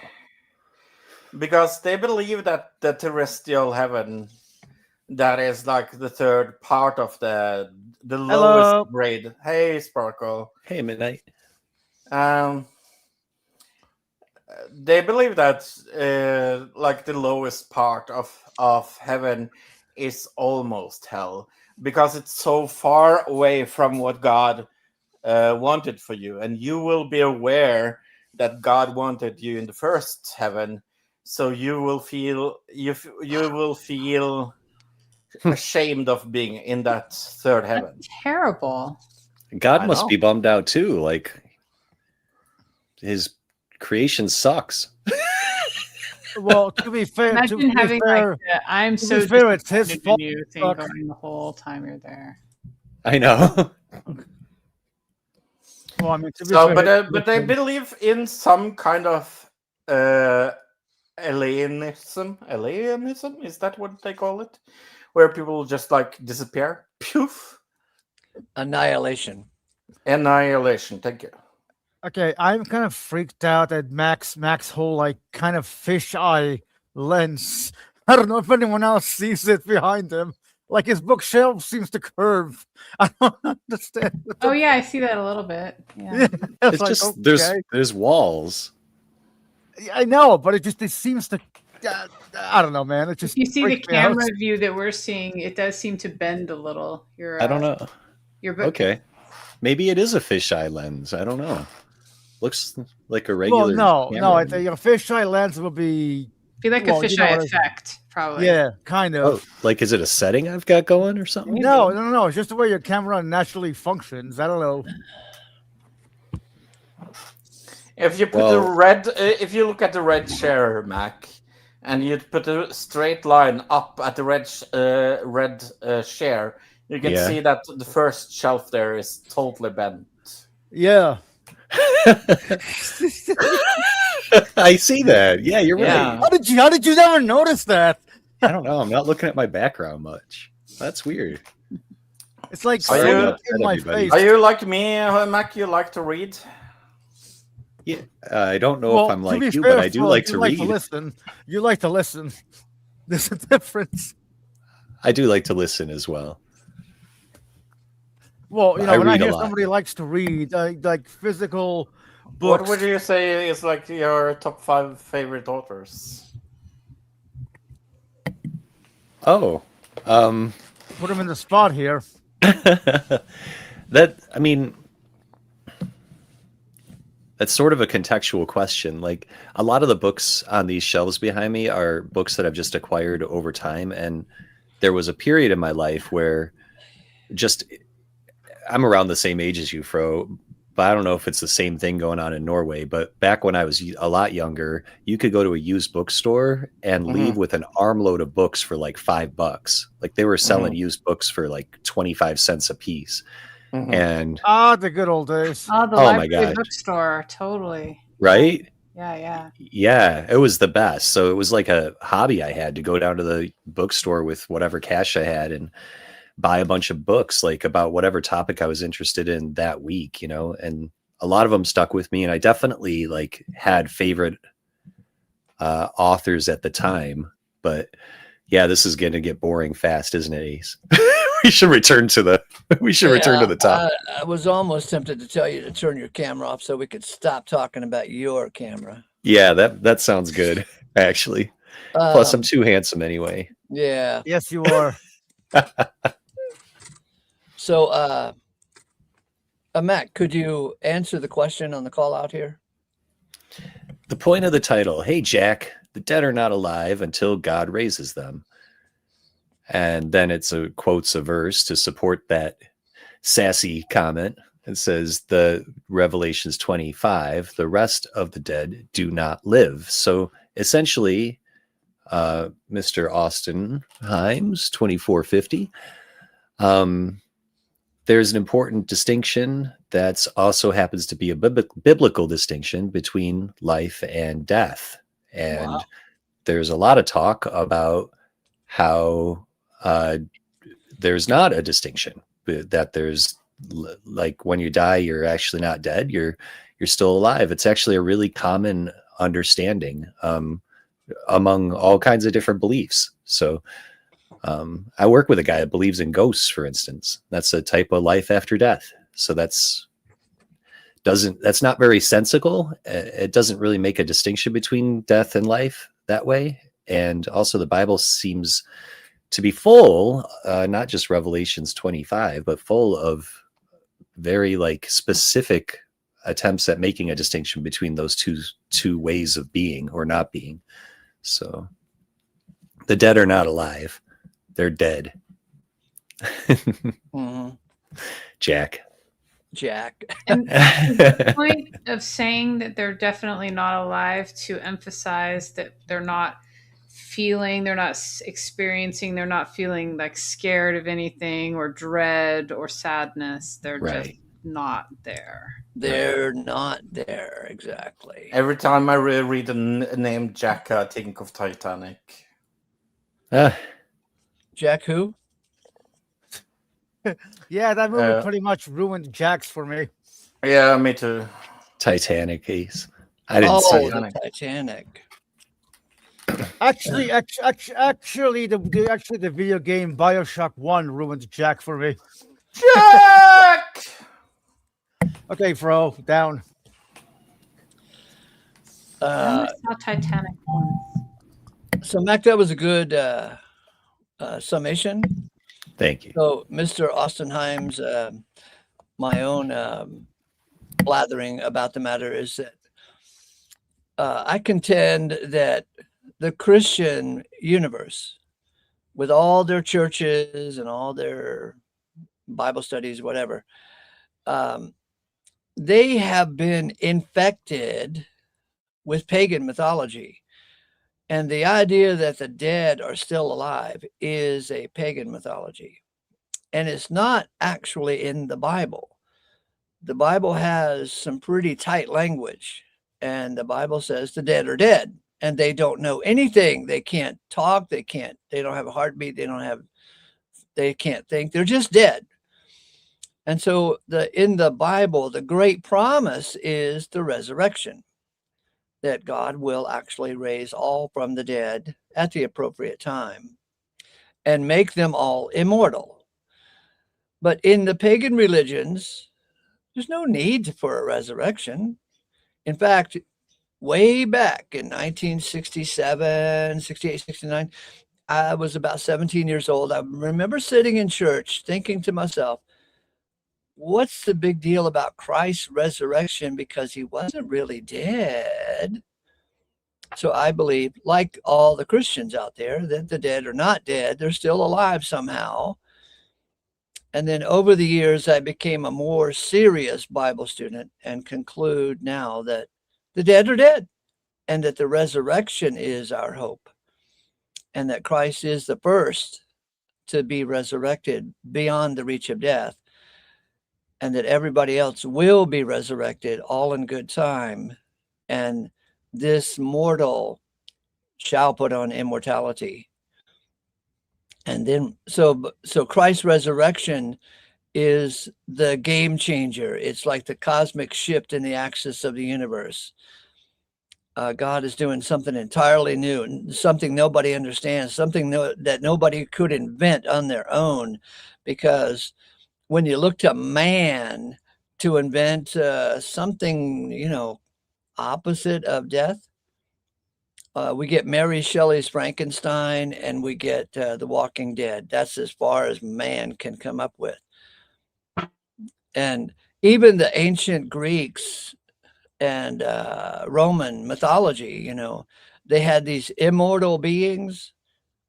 And those immortal beings, had a history of having all kinds of mortal emotions, like jealousy and anger and lust and all that crap, right? That goes along with mortality.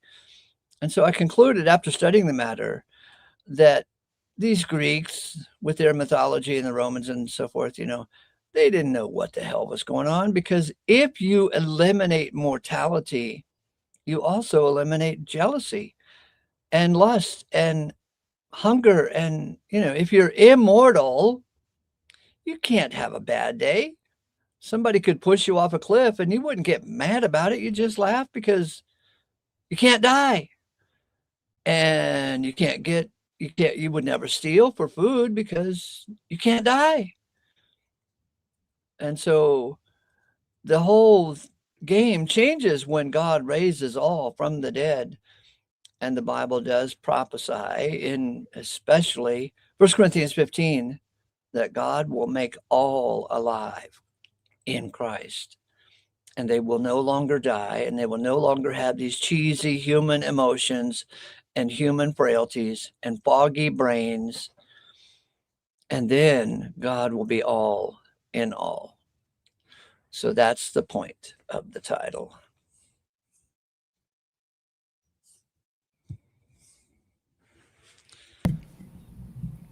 Austin said he agreed further up.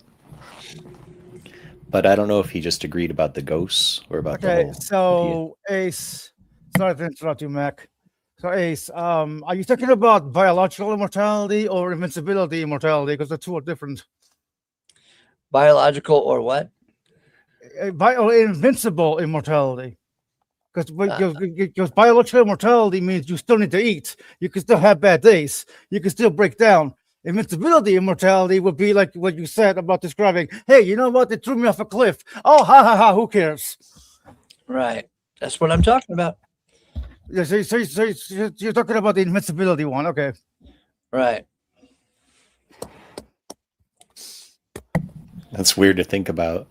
Or like maybe you will, like your body will like get crushed and stuff, but it'll like rebound. It'll heal real fast. Won't matter Well, much. I mean, just look at it this way, okay?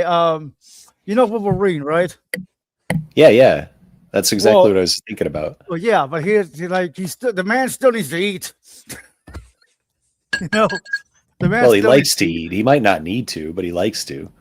Well, no, I think he actually has to as well. Like Oh, he's really? biological. Like yeah, maybe his skeleton is composed of or covered in adamantium, but his organs are still human. They're still biological. Hmm. You Who know, is this? Wolverine from the Fictional X-Men. character. Oh, you mean the mythological Marvel character? Okay. Yeah. Yeah, I thought you said Walter Reed. I'm going. might as well be that might as well be his code name. Hi, I'm Walter Reed. Walter Reed, Wolverine. It doesn't really work, but Well, thank you for having me on. I am going to skip out. Yeah, thanks for coming by, Fro. Yeah, it Where was you fun going? talking to you. And by the way, Fro, you're not a piss wizard. I am.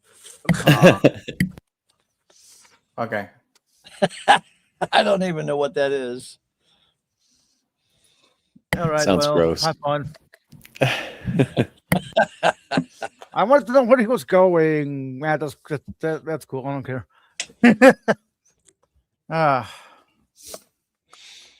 I feel so good, Mac. Can you believe that I feel good enough to actually speak? I'm happy to hear that. That's great. Yep. What got into you? Did you eat your Wheaties? I don't know. I don't know, right? I've been replaced. I'm not me.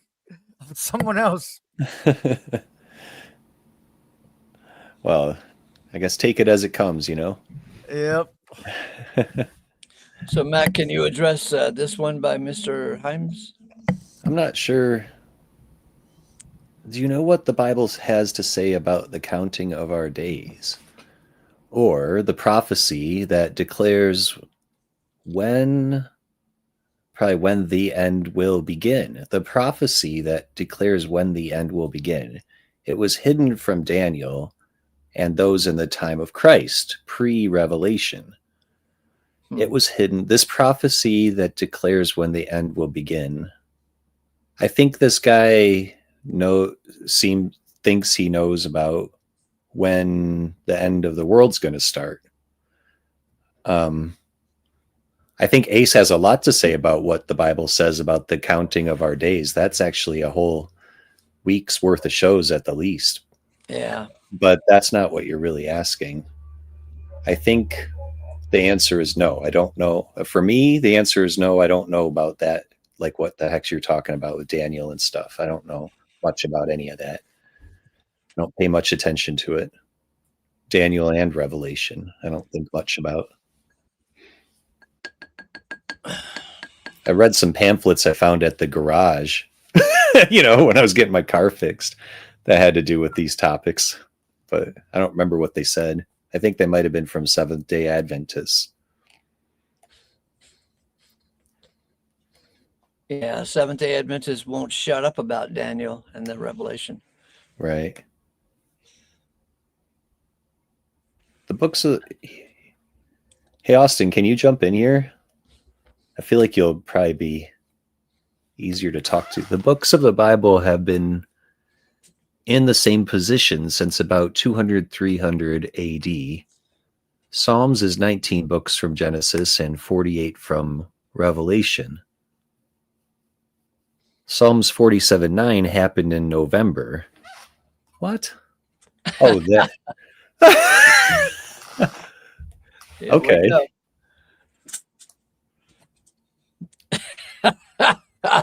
Okay. I don't know, buddy. Right on.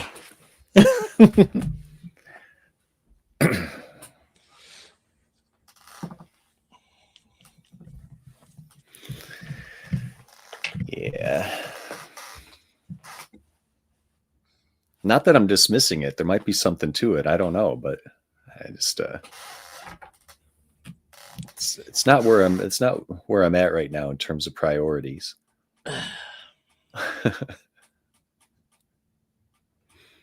I'm determined to know nothing but Christ and the cross. Uh-huh.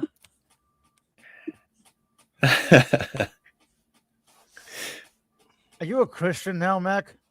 No, Okay. definitely not. Figured I'd ask. Okay, figured I'd ask. There's definitely been moments in the last 10 years or so where I might have said maybe to that, but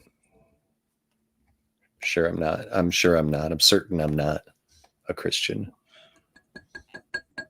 By any way that you might mean that, I'm not, you know. So there are definitely ways that sometimes people mean it that I think I could conform to, but I think any way that you might mean it or that I might mean it, I'm definitely not that. In the same way that I'm not like a lacrosse player.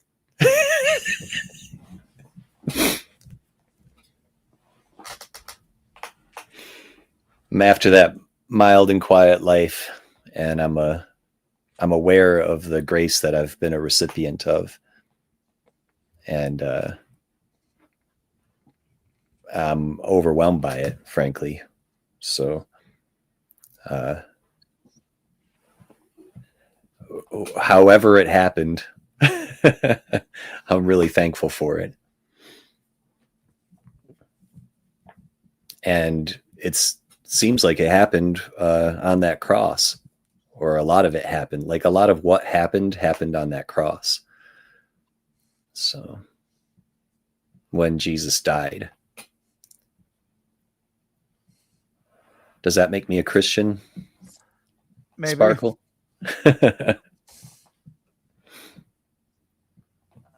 Hang on. Matt, could you read this one for us? It's a discussion between myself and Chris Gogetti. Oh, sure. Hang on. Let me get the graphics right. Oh, wait a minute. I need to do...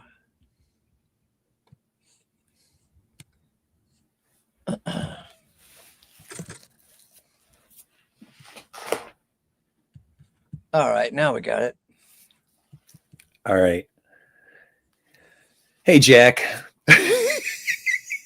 The dead are not alive until God raises them. Revelation 25.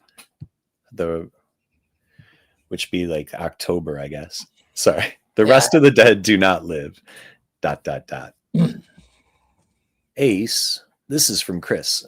Yeah. Ace, I was reading about King Saul finding a witch to talk to the dead prophet Samuel and wondering about the claim the dead know nothing. Samuel died, and then Saul was fearing an army, and God had stopped talking to Saul, and Saul had eliminated all witches because evil. So Saul found a witch to conjure the dead, prophet Samuel, and ask about the army, looking for advice/help. And dead prophet Samuel foretold, "You and your kid's gonna die tomorrow." It's a cool story, but also refutes the claim the dead know nothing. Yours, sincere Bible student, Gogetti. And back from Ace, dear Chris. Now, I know nothing about the story scholarly, as I have not read the story in 50 years or so, but from what I understand and believe, the witch could not really talk to the dead, as the dead are dead, so she must have been pulling a fast one, like the psychics today. Did she get her prophecy about you and your kid's gonna die tomorrow right? Well, ain't that something? I'm still not impressed. I'm more comfortable in the belief that the dead are dead, and that the resurrection is our expectation/hope. Two of my favorite TV shows are The Mentalist and Psych. Documentaries, one and all. Brother Knock has a lovely article called "What is Death?" found here. That is a nice art. That's a great article. I love that article. Yeah. I have read it several times, and it blesses me each time. So old Saul was looking to a witch for help. No wonder Paul warned about old womanish myths and Jewish myths. What do you get when you put those two together? someone ends up dead. 2 myths walk into a bar. Nice. Sorry, I'll try to be funnier later. 1 Timothy 4:7. Now, profane and old womanish myths refuse. And 1 Timothy 1:4. Nor yet to be heeding myths and endless genealogies. That's really specific, which are affording exactions rather than God's administration, which is in faith. In Titus 1:14. Not heeding Jewish myths and precepts of men who are turning from the truth. 2 myths walk into a bar. Myth. Pulling Bible verses from all over the place to infer this or that is what everyone does. But over the years, I kind of like the plain statements more than just inferences. Check out the rest of the dead do not live. Revelations 25. The rest of the dead do not live until the 1,000 years should be finished. I guess that's a clarification of that verse. Yeah, so, the whole verse instead of the ellipsis of it. Gotcha. I'm down with saying the dead do not live. Heavenly Father, bring on the resurrection. Make all immortal in your Son. Amen. Grace to you, Chris. Ace Theo. Yeah, those 2 documentaries, The Mentalist and Psych, I love watching those documentaries. Have you ever watched the 2 shows? A little bit, yeah. There's a really cute line in Psych where he says to his partner, hey, have you ever seen that TV show called The Mentalist? I think that's fake. That's great.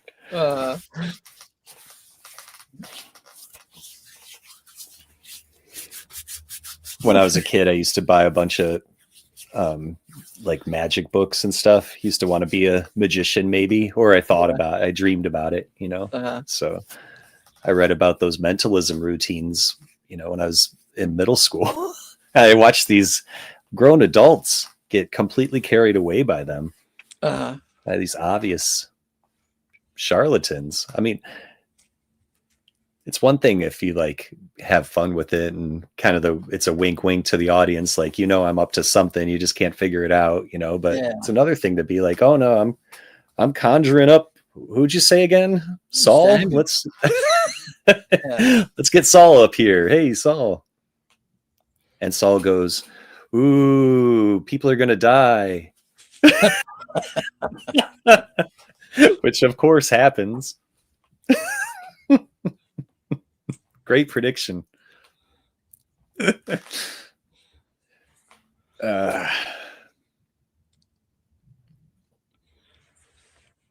Witch of Endor, isn't that who that was? Oh yeah, the Witch of Endor, yeah. Well, they got to pay the bills too. Yeah. So when you become an old woman, have you ever noticed that young, good-looking women never become witches? That's right. That? It's only old, ugly women who become witches. You got to figure out how to make their own income. And yeah.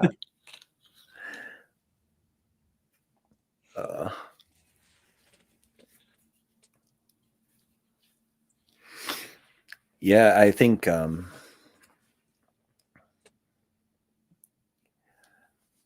there's a couple of things in Christianity that appear to be complete inversions of what's not only in the Bible, but what's true, you know, what's true and is in the Bible. And one of them is this confusion about life and death. And it's so fundamental to like apprehending the reality of our situation to really understand the difference between life and death that I guess, you know, I'm warming up to the idea that, you know, that there's an intelligence behind the opposition to the truth, you know, that there's like this activity of the enemy who's like designing this very popular religion to deceive people. And he's good at it. He's successful. fooling us even about our situation as mortals. Yeah. The situation we face as mortal beings, that's been confused. It's been almost universally, like almost everyone thinks that death isn't a thing. Mm-hmm. It's amazing. But you know what? It's like a dual-minded thing, because they're told that death is not a thing and he went to a better place, but yet they still cry at funerals. Right. That's right. They still cry. They still grieve. Yeah. They don't truly believe he went to a better place. They believe they're being robbed. That's right. Of somebody who was dear to their life. Right. And that somebody is no more. Yeah, you're completely right. Their experience of death is of loss, not of continuation. It's Did you hear me tell the story of when Jim Coram was asked to speak at a funeral? No. Yeah. So. Oh boy. Yeah, it's really a kind of a cute story. So Jim Coram was asked to speak at a funeral, and the major part of his speech was just reading all of the verses or all of the verses that he wanted to in the scriptures about death. Mm-hmm. And how the scriptures speak of death.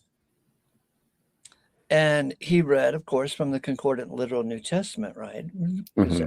That's just his habit, right? Well, there was a preacher, I'm guessing a Baptist preacher, a Methodist, I don't know, some preacher in the audience. And after the funeral service, this preacher came up to him and said, were you reading the Greek? And Jim Coram said, no, that was English. That's great. In other words, the verses were so unfamiliar to him. Right. Sounded like Greek. Yeah. Wow.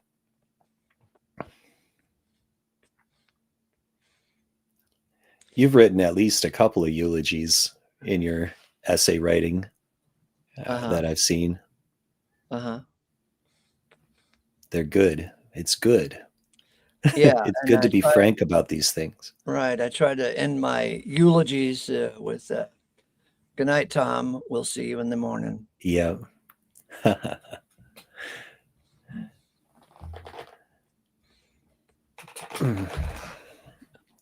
And it's so funny that Christians just don't have any idea of the rules of grammar and the rules of figures of speech. And so if I say, good night, Tom, we'll see you in the morning, I can just hear some Christians say, what do you mean in the morning?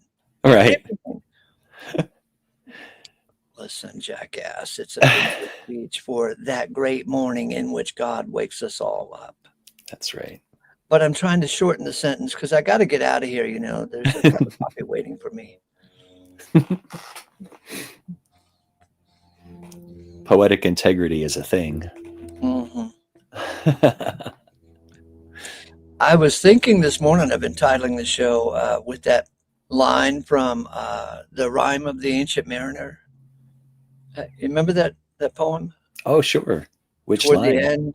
Toward the end of it, he says something like, God bless the God who makes one and all. Man, I forgot, but it was, it's a precious kind of universalist line. Oh, you know what? I wonder if I have it on my own computer. I want to check.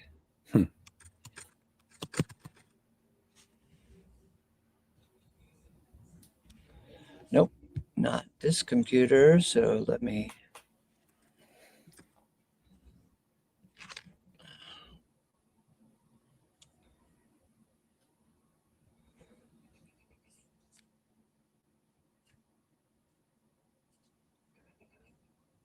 Coleridge.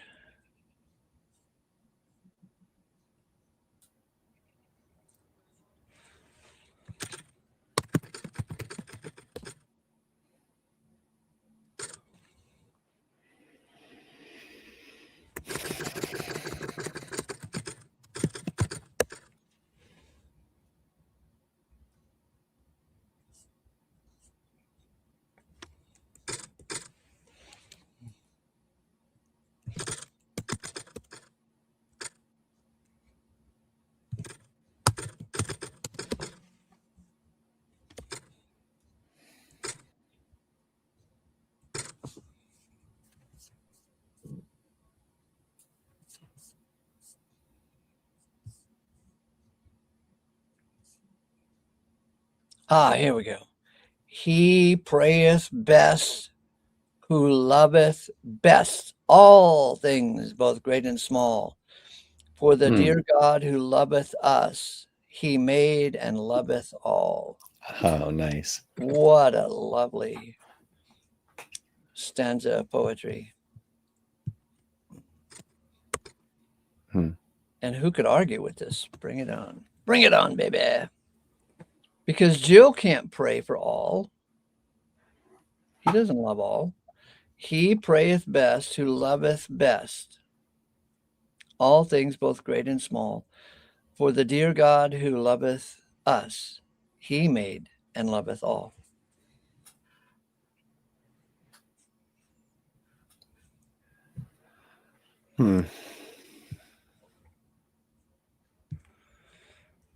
How is it? You don't have to go to work yet. Oh, I got today off. Oh. And it's real cold outside. I probably should do some more pruning, but I'm not really eager to. How cold? I think it's going to be -7 today. Wow. Yeah. Perfect pruning temperatures. Tree pruning. Yeah. But not too exciting. Well, it sounds like a day to crawl under the covers and watch Psych. Yeah. Maybe I'll do some of that too. I plan on making a soup today too, a broccoli cheddar soup. Nice. The potatoes we stored from the garden. About a month ago, I found a spot in the garden. I was digging around in the garden, and I found about 20 potatoes that I didn't remember. That were there. That's the best. Oh, look, a treat, a treasure. Yep. That's cool. I always get some volunteer potatoes every year now because I've been rotating them through the beds so long. There's always little ones that stay behind and pop up. Hey, what do you think about this idea that I was talking to you about before of picking up a farm and doing rotational grazing? Love it. Love that idea. I would love to do that. That's a recipe for a mild and quiet life. Yeah. Yeah. Did you hear me ever talk about Greg Judy? Yep. Did you ever go subscribe to Greg Judy's channel? I'm all over it. Yep. You are? Yep. Don't buy a 1,000 Acre Farm until you go to Greg Judy's weekend seminar or buy his DVDs of the seminar. Right. Because standing on his shoulders, will save you a lot of heartache and grief, because he was a regular cattle farmer, and then he lost his ass, went bankrupt, and then became a rotational grazer, and now he leads a wealthy, mild and quiet life. Learned it all the hard way. Yeah. And just kept on persisting. Yeah, he's a hero. He's a great guy. And then of course plan stage 2 is to get a big radio antenna. Put it right in the middle of the rotational grazing. And we keep that rotating too, so the FDA doesn't be able to track us. Every week or so we'll move the antenna. Have a pirate radio station broadcasting the real gospel. The good news. Okay, boys and girls, I'm going to wind it up there. All right. Man, it was fun that you came in. Yeah. Thanks a lot. And your friends came in too, Sparkle and Spro. It was great. Yeah. Fro's not somebody I know. He was coincidental. Yeah. But I think we left as friends. Like to think so. Thanks so much, Ace. You rock. Grace to you. You too. Leave a comment and give me a thumbs up on the way out the door, boys and girls. Just remember, you heard it here. The resurrection is coming. For even as in Adam all die, so in Christ shall all be vivified. Hot dog. Bye for now.